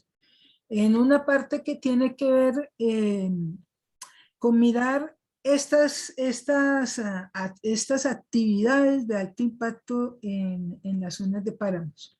Y también puede ser en esas zonas, viene la minería y en otras zonas también, de ríos y demás. Yo estaba haciendo la pregunta porque me parece que hay que hacer una distinción y la distinción está en qué territorio estamos, qué ecosistema estratégico se está involucrando, de qué poblaciones y qué aspectos culturales tienen. Entonces, específicamente para la minería, pues no es lo mismo hablar de la gran minería, las grandes empresas mineras, y hablar de la minería artesanal. Entonces son dos abordajes distintos. Aunque, por un lado, porque los impactos son distintos, pero por el otro lado, porque hay también unas consideraciones, digamos, socioeconómicas que hay que tener en cuenta. Entonces, por ejemplo, en el tema de cercano a los páramos, uno ve, por ejemplo, que lo que nosotros tratamos de trabajar en esa época, por allá en el 2018, que salió dos cosas, la resolución 0886, que genera unos lineamientos para la zonificación de esas áreas y mirar los usos sostenibles, ¿no? Y también el diseño para poder capacitar en torno a cómo se va a hacer eso. Desde el Estado es bastante lento la cosa. Primero porque a veces, dependiendo del gobierno de turno, puede que haya voluntad o no haya voluntad. Y lo otro, por los múltiples intereses que existen. Entonces, sin embargo, hay unas cosas que me parece importante de retomar, y es que, digamos, es muy importante mirar en términos de procesos de reconversión, y los procesos de reconversión de esas actividades insostenibles a sostenibles tienen que pasar por varias cosas. Una de ellas, porque se pueda, bueno, una vez caracterizados los habitantes del territorio y todo esto, poder con ellos generar como lo que nosotros llamamos en otros estados luego la plataforma de gobernanza local, que es la que va a permitir que ese proyecto ni sea de la institucionalidad pública o privada o una ONG, sino que sea o salga de la dinámica del movimiento social y de la organización comunitaria. Eso es muy importante para poder generar unos espacios de toma de decisión de cómo afectar el territorio, ya sea para hacer disminución de impactos o hacer cambios. Y lo otro es muy importante, que estos procesos tienen que tener tiempo, ¿sí? Entonces, el tiempo se está dando por un proceso de transicionalidad, un proceso que debe ser gradual. Los proyectos estatales o a veces de la cooperación internacional son muy puntuales, son de corto periodo y en eso no se logra. Entonces siempre va a haber una discontinuidad en el proceso, una pérdida de confianza de las comunidades también, que de pronto le apuestan a hacer esos procesos y se quedan a medio camino. Y algo muy importante que quería decir es que acá en Colombia la minería está generando más o menos, lo decía yo, ahí unos 350.000 empleos directos y alrededor de 1 millón indirectos, pero la actividad agropecuaria, sobre todo que además es la que en los pequeños productores, o sea, lo que llamamos acá la agricultura familiar y comunitaria y étnica, es la que produce los alimentos. Genera en empleos más de 4 millones de unidades. Entonces ahí hay una situación para sopesar. Y esto a veces, repito, los intereses de esas empresas están metidas, y tal vez ahorita hablaban de la corrupción. Nosotros decimos aquí las clientelas. O sea, ¿quién conforma los gobiernos? En el caso de Colombia, pues los grupos económicos. Entonces, las leyes que van a salir de los representantes en la parte legislativa, ¿sí?, van a favorecer a estas grandes empresas y no a esos otros procesos que también existen. La minería artesanal directamente está generando la manutención de cientos de familias. Entonces no podemos entrar a hacer lo mismo, digamos, sin hacer todo esto que te digo yo de una de un proceso de reconversión con todas las de la ley para mirar qué otras alternativas pueden darse, y además zonificado en el territorio hay unas actividades que sí se podrían hacer y otras que sí merecerían, digamos, cambio, si están afectando demasiado el ecosistema involucrado.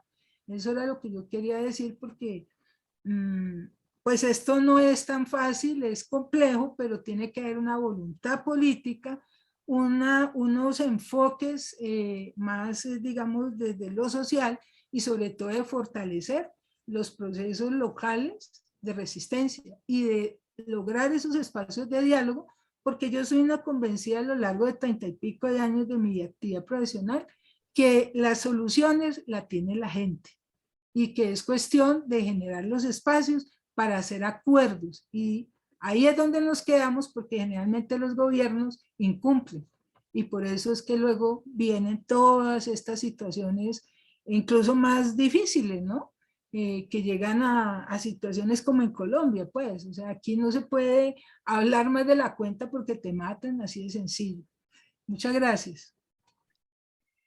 Muchas gracias a ti, Doris, por este comentario, estas importantes precisiones sobre cómo el extractivismo, por supuesto que ya tiene una historia en diferentes de nuestros territorios, y eso hace que de estos extractivismos dependan también la vida, el ingreso, los modos de vida de muchas personas, ¿no? Y cómo hacemos esta transición si además nos enfrentamos a, como tú los dices, acciones cortoplacistas, ¿no? Acciones de corto plazo desde el Estado o la cooperación internacional, ¿no? Yo voy a hacer un énfasis en la cooperación internacional porque la conozco también bastante bien, y en definitiva podemos afirmar que que gran parte de las medidas están,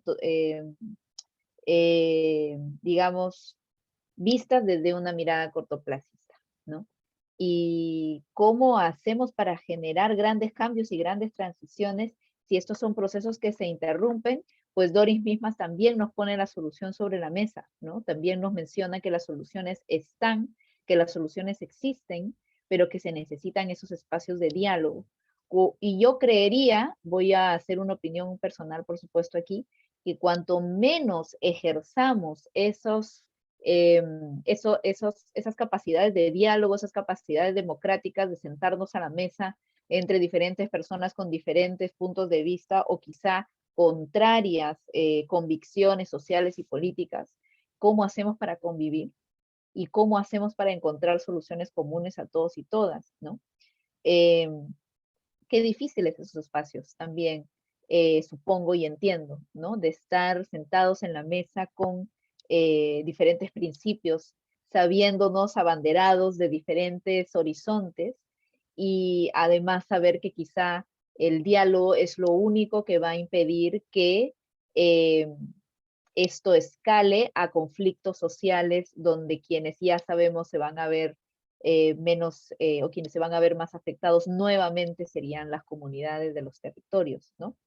Qué difíciles, sí, por supuesto, pero como lo dice Doris, y como lo dice sumamente convencida, convicción, aquí que voy a hacer mía también y que invito a todos y todas a hacer suyas, las soluciones quizá las tenemos más cerca de lo que creemos. Necesitamos esos espacios de diálogo, necesitamos fortalecer localmente a las organizaciones territoriales, fortalecernos como organizaciones territoriales, urbanas o rurales, y hacer la presión necesaria para ese tipo, ¿no? También sabemos que si el Estado es lento, si el Estado es difícil, si los gobiernos y los tomadores de decisiones son gran parte del problema, si la corrupción es una gran problemática, sabemos también que es inevitable concluir que se necesita una participación política con estas nuevas perspectivas, ¿no? Porque finalmente sabemos que tomadores y tomadores de decisiones, que son quienes pueden torcer el camino de los cursos, como lo dice Doris, todo el proceso de diálogo puede verse interrumpido porque alguien decidió simplemente no tomarlo en cuenta o no cumplir con los espacios de diálogo, ¿no? ¿Y qué hacemos en ese punto? Pues por lo menos en Perú, ¿qué creen ustedes? Les preguntaría a las personas que están conectados y conectadas, quizás necesitamos una nueva clase política una tierra más fértil para que calen todas nuestras expectativas y todas nuestras necesidades y nuestras urgencias, ¿no? No sé qué piensan ustedes, pero ahorita nuestra clase política no parece una tierra muy fértil para esto que nosotros y nosotras aquí, estas personas que nos encontramos en este momento en el Zoom, estamos de acuerdo, ¿no? ¿Qué les parece si seguimos entonces ahora con las preguntas que tenemos anotadas ya para finalizar esta sesión, que se ha enriquecido por sus comentarios, que se ha enriquecido por sus preguntas? Me gustaría saber si se encuentra con nosotros y nosotras aún Catherine Eizaguirre. Catherine, si estás ahí, tenemos algunas preguntitas que son para ti, que quizá también podamos rebotarlas a nuestros compañeros y compañeras de la organización y a las personas que están conectadas. Pero Catherine, si te encuentras en la sesión, tenemos algunas preguntitas que quizá tú puedas ayudarnos a resolver. Si estás ahí, les pediría a nuestros compañeros de la sesión que puedan habilitar el micrófono y poderte escuchar. Si no, seguiremos con un par de preguntitas más. Voy a dar un minutito para ver si ubicamos a Catherine mientras me tomo un sorbito de té para poder seguir esta conversación.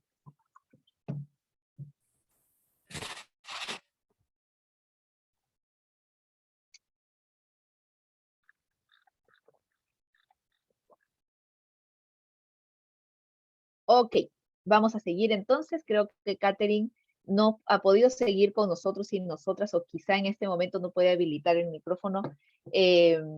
Entonces vamos a seguir conversando. Tenemos algunas preguntas que se nos han quedado aquí anotados y anotadas. Y lo que yo voy a hacer es formularlas y ver si alguno o alguna de ustedes le gustaría levantar la mano para poder conversar en torno a esta pregunta. Y acá hay una pregunta de Michelle que está bien difícil, pero creo que llega al corazón mismo de estas situaciones, ¿no? ¿Cuál sería la mejor estrategia para obtener una riqueza más justa y equitativa para la sociedad? Es decir, si sabemos que el capital, la manera en cómo se trabaja, cómo se produce, cómo crece este capital actualmente, sin ningún compás moral de ningún tipo, ni sin ética, el capital ya sabemos que no tiene ética. ¿Cómo hacemos para que quizá haya una riqueza más justa y equitativa? En principio me gustaría hacer la repregunta de quizás si deberíamos seguirlo llamando riqueza. Yo creo que la riqueza territorial, la riqueza de recursos es algo que ya tenemos, poseemos y disfrutamos muchos de nosotros y de nosotras en nuestros territorios aún, a pesar de estos cientos de años que podríamos quizá trasladarnos hasta la colonia, unos 500 años de extractivismo brutal, agresivo y violento. Sabemos también que nuestros territorios son resilientes y cuando se les da la oportunidad, cuando se les da el espacio, se regeneran, no como por supuesto en su riqueza original, pero lo podemos ver incluso en el mar peruano, ¿no? El mar peruano es uno, gracias a sus diferentes corrientes, es uno de los mares más ricos que tenemos en el mundo. Su biodiversidad hace que sea, por supuesto, un espacio de extractivismo también enorme, y aún así seguimos disfrutando de sus recursos. El mar peruano nos ha permitido muy probablemente, ha sido muy probablemente el factor más importante para que seamos la cuna de grandes civilizaciones de 5.000 años atrás, desde las civilizaciones anexadas a Caral, porque hemos necesitado menos agricultura en la costa, de un mar que nos ha brindado riquezas a los pocos metros de la playa, ¿no? A los pocos metros de la costa. Entonces estamos hablando de territorios que han sido violentamente despojados desde hace cientos de años, territorios de gran riqueza. ¿Hay alguna posibilidad de seguir hablando de riqueza del capital que sea a la vez equitativa? Es una pregunta que yo lanzo para quienes quieran ir respondiendo desde el chat, para quienes quieran ir respondiendo desde la transmisión de YouTube, desde la transmisión de Facebook. Si algo de esto les resuena, pueden comentarlo, pueden levantar la manita. Voy a pasar a otra pregunta más de Luciana. Luciana nos decía, esta relación entre la informalidad y el extractivismo, ¿no? También conversaba justo con nosotros y nosotras, Doris, que por supuesto es diferente el impacto desde la minería formal y desde la minería informal. Es diferente el impacto en el territorio A con determinadas expresiones culturales que en el territorio B con sus determinadas expresiones culturales, y sobre eso quizás se necesitaría ahondar, ¿no? Andrea, ¿qué nos dice? Andrea nos dice que si es posible en nuestros territorios iniciar con la transición energética.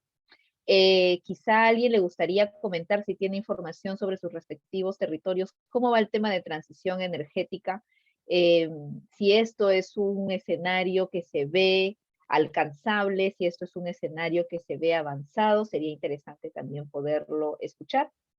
Y nos dice también Ana Carolina, ¿cuáles son los costos del extractivismo en término económico? ¿Hay una aproximación de su valoración? ¿Qué tipo de actividad aportaría al PBI como las actividades extractivas? Uy, qué difícil esta pregunta, considerando siempre esta es la principal razón de sus defensores.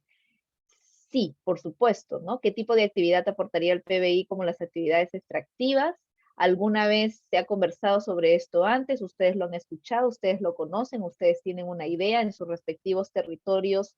Si está la minería, si está la extracción de madera, si está la extracción de petróleo, si está la extracción de metales, si están otros tipos de actividades extractivas y que saben que tiene o que se cree que se tiene un impacto importante en el desarrollo de sus territorios, en el desarrollo de las personas. ¿Ustedes conocen alternativas a estas? El extractivismo tiene extractivas que le pueden hacer, perdón, tiene alternativas que le puede hacer el match, que puede hacerle frente. Esta es una pregunta importante. Y finalmente, el usuario dice, Agrícola Ureña, nos dice, saludos desde Costa Rica, mi reconocimiento y felicitaciones por ser parte de la formación agroecológica, que creo que también estaba dirigida a las personas que han ido participando con sus comentarios. Natalia Cárdenas nos hace un último comentario desde el chat del Zoom y nos dice, la transición energética desde el modelo capitalista no garantiza bienestar ni cambio real, pues genera monocultivos, desplazamiento y concentración de la tierra para, por ejemplo, generar biocombustibles. Muchas gracias, Natalia, por tu comentario, que además aterriza muchas de las preguntas. Yo, siendo las 3:50 de la tarde, voy a hacer una última llamadita a las personas que les gustaría aportar con sus comentarios, aportar con sus preguntas. Allí veo que ya se animó Donofre. Si alguien más se anima, pues yo creo que podamos escuchar a 2 o 3 compas más en estos últimos 10 minutitos para seguir conversando sobre estos temas. Donofre, te escuchamos, adelante. Buenas tardes, quiero antes presentarme, soy Donofre Chuco Quechua Chanca, radicado en Huancayo, Junín, actualmente presidente de la Red de Comunicadores Indígenas del Perú, REDCIP. Quiero hablar un poco respecto a la actividad minera formal e informal.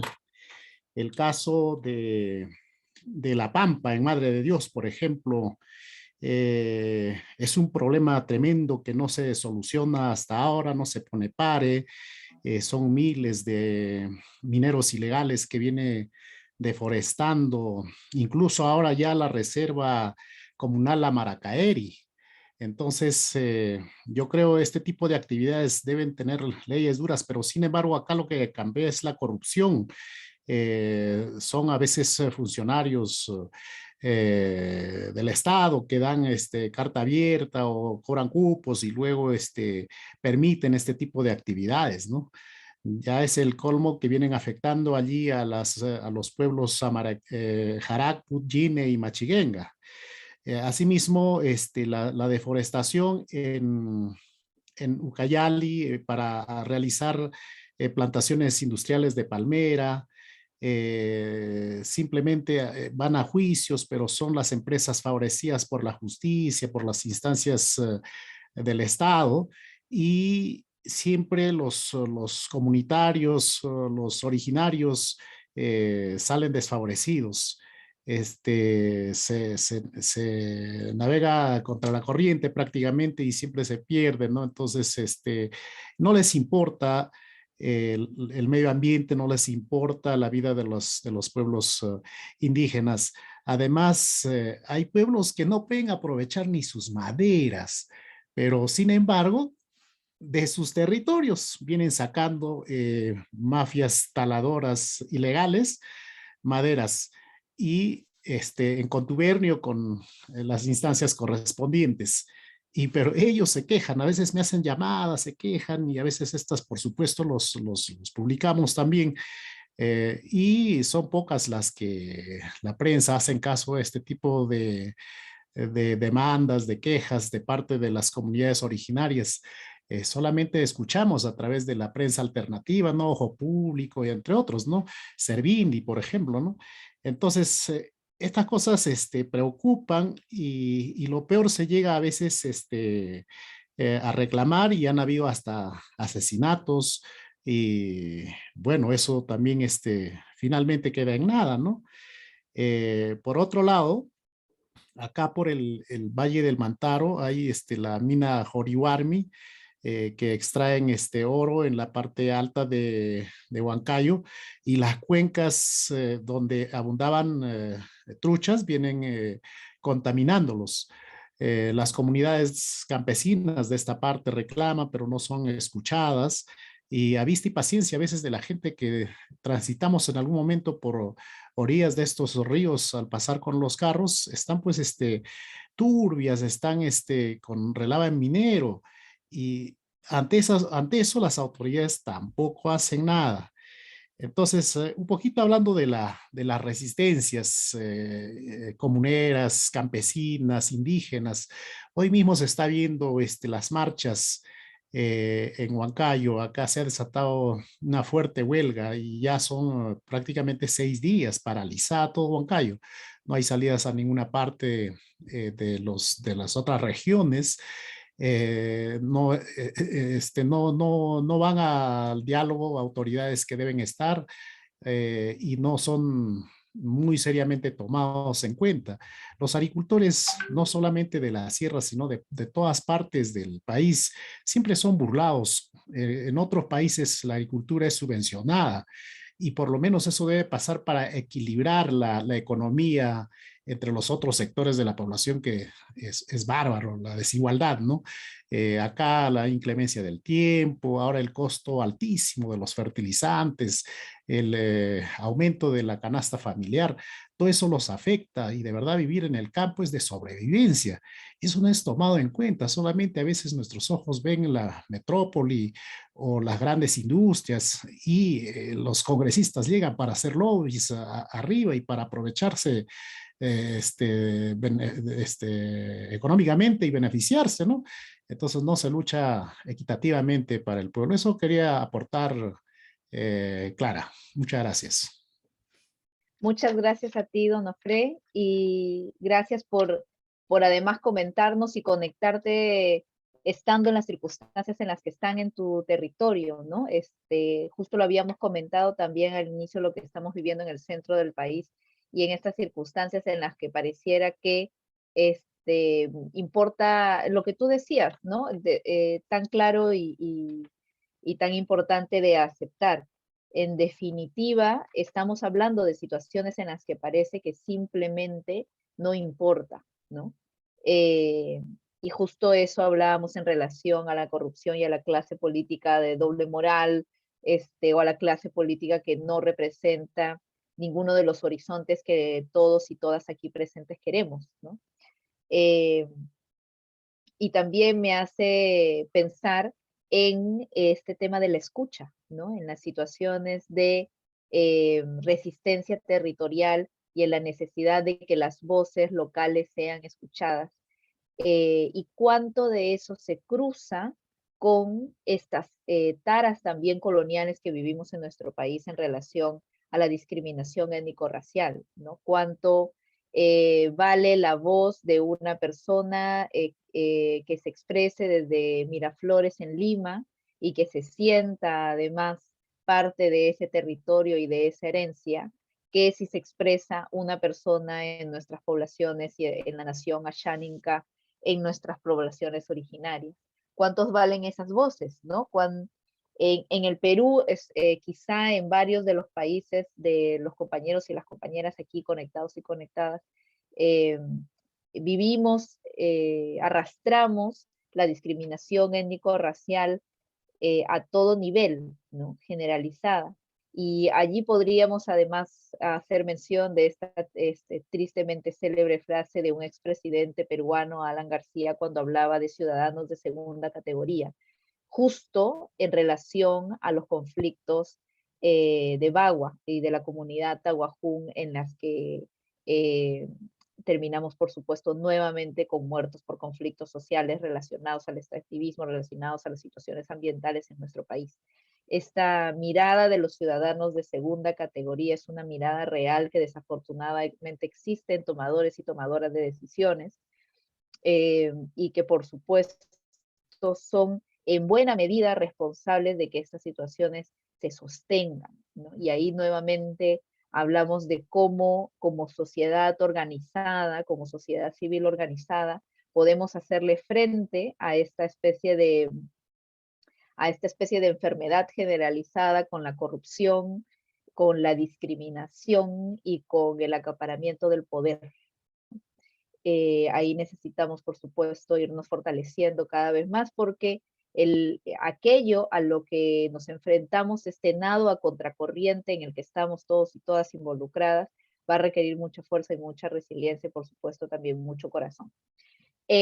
Álvaro Liendo, has levantado la mano y yo creo además que con tu comentario, pregunta, reflexión, podemos ir cerrando la sesión del día de hoy. Álvaro, te escuchamos, adelante. Sí, ¿qué tal? Buenas tardes, mi nombre es Álvaro, vengo de la ciudad de Tacna, al sur del Perú, y mi pregunta, bueno, primero quería comentar algo muy brevemente. Justo estaba revisando un texto sobre epistemología también. Sobre todo era una crítica a los problemas de la epistemología desde la física, digamos, ¿no? De un autor que, si mal no recuerdo,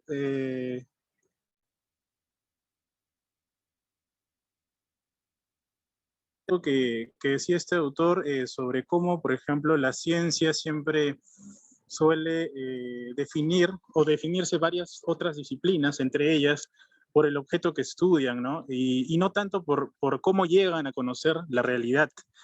Entonces, y por ejemplo, se suele asumir que hay ciencias que son más especializadas en conocer la realidad de la naturaleza, ¿no? Física como la conocemos.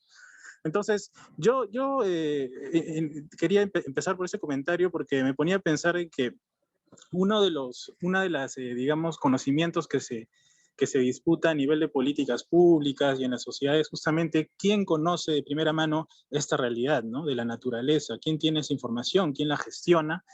Y suelen ser, si no son grandes empresas, suele ser el Estado, ¿no? Muy pocas veces, aunque seguramente las hay, suelen ser organizaciones de la sociedad civil, ¿no? En cada uno de sus ámbitos. Entonces, y ahí viene mi pregunta es, si hablamos de una nueva epistemología o otras epistemologías para conocer la realidad, ¿sería posible quizás construir no solamente un discurso, sino indicadores, ¿no? Información, conocimiento, basado en esta diversidad de formas de conocer, ¿no? Por ejemplo, la naturaleza, de conocer la realidad social, ¿no es cierto? A través no solamente de un monopolio de la información que pueden tener ciertos actores, ¿no? Que ya mencioné, sino, por ejemplo, de los mismos agricultores o las organizaciones sociales, y que la población también compare, ¿no? O sea, si bien hay indicadores e información que el Estado puede digamos, difundir.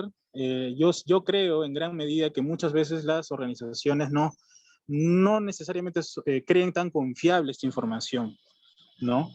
Y creo que sería importante, no lo tengo tan claro cómo, por eso va mi pregunta, si quizás alguien tiene experiencia en ello, pero sí creo que sería importante contrastar, ¿no? Tener instrumentos y ciudadano, ¿no? Pueda contrastar con la información que se suele difundir, ¿no? y que además de origen creo que puede venir de otra manera, ¿no? Porque para algunas personas, y ahí viene otra vez el tema quizás de la, sin ser tan, ir por tanto lo académico, pero quizás por el tema de la epistemología, ¿no? De cómo generamos esa información, cómo la fundamentamos, ¿no? ¿Cuál es nuestra concepción en este caso, por ejemplo, de la naturaleza, ¿no? O sea, ¿qué es posible, digamos, analizar o no, ¿no? Eso básicamente. Gracias. Muchas gracias, Álvaro, por tu comentario, pregunta, cuestionamiento, que creo que nos invita a todos, todas y todas a fortalecer justo estas mismas preguntas que nos hacemos, ¿no? En ese camino es muy interesante lo que nos comentas porque se relaciona directamente con esta mirada, este giro de colonial de cómo vemos la realidad, de cómo se vive la realidad, desde quién es la academia, quién tiene la voz y cómo esto se produce, ¿no? Y sabemos, por supuesto, que en producir conocimiento, la sociedad occidental no ha sido la única jamás en la historia, por supuesto, ¿no? Producir conocimiento lo hacemos todas las culturas y toda nuestra diversidad cultural en el país, por ejemplo, con sus 49 lenguas. Y si es posible, por supuesto, pensar en estas nuevas epistemologías desde esas diferentes maneras de generar, pensar, crear conocimiento, sí, yo creo que sí, y yo creo que además eso lo vamos a conversar en una semanita de aquí, a partir de esta clase, que tenemos justo una sesión dedicada al pensamiento ambiental latinoamericano. Yo creo que, Álvaro, allí vas a poder también sumar muchísimas experiencias, vas a poder sumar respuestas a tus preguntas. Seguramente no por completo, es una enorme pregunta la que tú planteas. Yo voy a hacer énfasis en lo que tú dices, ¿no? Y yo creo que sabemos que existe, por supuesto, epistemologías decoloniales, existen, por supuesto, epistemologías feministas decoloniales que hablan sobre quitarle, por supuesto, el factor poder a la hora de generar conocimiento, este poder que se realiza desde sujeto hacia el objeto. Pero esto es capaz de generar indicadores, este tipo de conocimientos, epistemologías y nuevas maneras de mirar el mundo. Eso es algo que queremos que nos produzcan, o quizá estaríamos hablando de otros beneficios que podrían darnos, o que sí o que no. Lo vamos a conversar justo en unas sesiones que tenemos adelante. Muchas gracias, Álvaro, por tu pregunta. Y con tu pregunta y reflexión, que creo que es donde podemos encontrar gran parte de quizá los caminos de soluciones y los caminos de alternativas para las situaciones que vivimos en nuestros diferentes territorios. Vamos a empezar a cerrar esta sesión, en principio, con palabras finales de nuestras panelistas. Señora Chirinos, por favor, si se encuentra usted presente todavía aún con nosotros y nosotras, y Caterina Izaguirre, si te encuentras también aquí, nos gustaría poder escuchar sus palabras finales, despedirse de nosotros y de nosotras. Muchas gracias por estar en esta sesión. Y después de escuchar sus palabras finales, ya desde la organización de Viernes por el Futuro y al SACUI tenemos algunos comentarios que hacer a la escuela, a las personas que están aquí presentes. Así que la escuchamos, señora Chirinos, adelante. Muchas gracias. También quería compartirles que nosotros desde CD, que es el colectivo Cristianos Defensores de la Creación, también estamos enlazados y también proponiendo nuevas alternativas y objetivos en común para incidir, ¿no?, en nuestra ciudadanía y desde nuestros contextos donde nos encontramos. Y también a nivel de la región Callao, con la patrulla ecológica, la cual, por ejemplo, en esta semana, en el Día Climático, hemos realizado la siembra de 100 árboles, ¿no? Entonces, como dice, hay que empezar por casa y eso es lo que estamos haciendo. Y también a nivel con nuestros niños hemos tenido una experiencia ya años atrás, pero lo hemos hecho con los mismos niños que son actores directos. A través de Ecodanza con la profesora Úrsula Carrascal, que es ambientalista, la cual se ha hecho videos con los mismos niños en la misma zona de río en playa. Pero lo que mi mensaje sobre todo es fortalecer nuestras organizaciones, nuevas estrategias, nueva apertura y con mucha fortaleza, siempre es esperanzador. Muchas gracias. Muchas gracias a usted, señora Chirinos. Un gran abrazo de parte de nosotros y nosotras. Estoy seguro que de parte de todos los presentes, todas las presentes y de toda la organización. Catherine Ezaguirre, te encuentras con nosotros, con nosotras disponible aún para poder escuchar una reflexión final tuya. Sí, muchas gracias compañeros, compañeras por la sesión, por el espacio de compartir, también por las experiencias que se han compartido desde aquí. Creo que hemos identificado de forma colectiva la necesidad de plantear alternativas a una economía extractivista, ¿no? Primaria exportadora en nuestros países. El reto es grande porque evidentemente la renta minera, la renta petrolera cubre un porcentaje importante de los ingresos del Estado, de nuestros países, pero creo que es importante plantearnos también otros sectores productivos ligados a la tecnología, la producción, la manufactura, la industria, pero una industria sostenible. Y en el marco justo de una transición energética como la que por ahí también se comentaba en el chat, con enfoque de justicia, ¿no? Porque no se trata solamente de plantearnos otro escenario de capitalismo verde y a partir de estos nuevos productos, como por ejemplo el litio, intentar otra vez tener una mirada extractivista en el marco de una transición energética, sino pensar en un modelo productivo económico que nos incluya a todos, que sea capaz de generar puestos de trabajo dignos y que a la par también incluya en diálogo con las distintas comunidades que existen en nuestros territorios y en nuestros países, ¿no? Entonces, vamos a estar atentos, atentas a las próximas sesiones. Creo que va a ser un espacio en el cual vamos a aprender colectivamente muchísimo. Un fuerte abrazo a todos y todas y seguimos. Muchas gracias a ti, Catherine, por estar aquí con nosotros y nosotras y responder a responder rápidamente a este llamado para estar en esta sesión el día de hoy. Lo agradecemos un montón. Yo quiero cerrar solamente haciendo énfasis en 3 temas, que son los 3 temas en los que pongo la fe y el corazón, que es la organización ambiental y su fortalecimiento, la educación ambiental y sus conexiones como comunidad, como casa, como escuela, y el pensamiento ambiental no hegemónico o decolonial. 3 aspectos en los que yo creo que podemos seguir ahondando para seguir encontrando eso que nos fortalece y eso que puede lograr que los horizontes que queremos estén cada vez más cerca. Yo voy a darle la palabra a Pepe Anfossi, antes agradecerles a todos y todas por estar aquí, a Viernes por el Futuro por la confianza en esta primera moderación que estoy haciendo yo aquí, que soy 9 en la organización. Muchas gracias Pepe, muchas gracias Nicolás, Valerie, que son las personas con las que he estado más en contacto hasta el momento. Así que Pepe, adelante por favor, cuéntanos, danos estas noticias, danos estas indicaciones que son muy importantes para nosotros y nosotras. Buenísimo, Clara. Muchas gracias, Clara. Muchas gracias, señora María Chirinos. Muchas gracias, Kat. Muchas gracias a todos los compañeros y compañeras que estuvieron compartiendo sus experiencias territoriales. Me alegró también escuchar varias intervenciones de compas con quienes ya nos hemos podido cruzar con anterioridad. Pero bueno, ahora es el momento también de la fotografía, así que en redes sociales les agradecemos mucho por haber estado compartiendo en este espacio. Así que Fernando, cuando quieras puedes también cerrar la sesión, nos avisas. Y eso, un abrazote a todos quienes han estado acompañándonos por redes sociales. A quienes están en la salita de Zoom un ratito para tomar la fotito y también dar unos detallitos de las próximas sesiones. Yo voy a dejar de grabar acá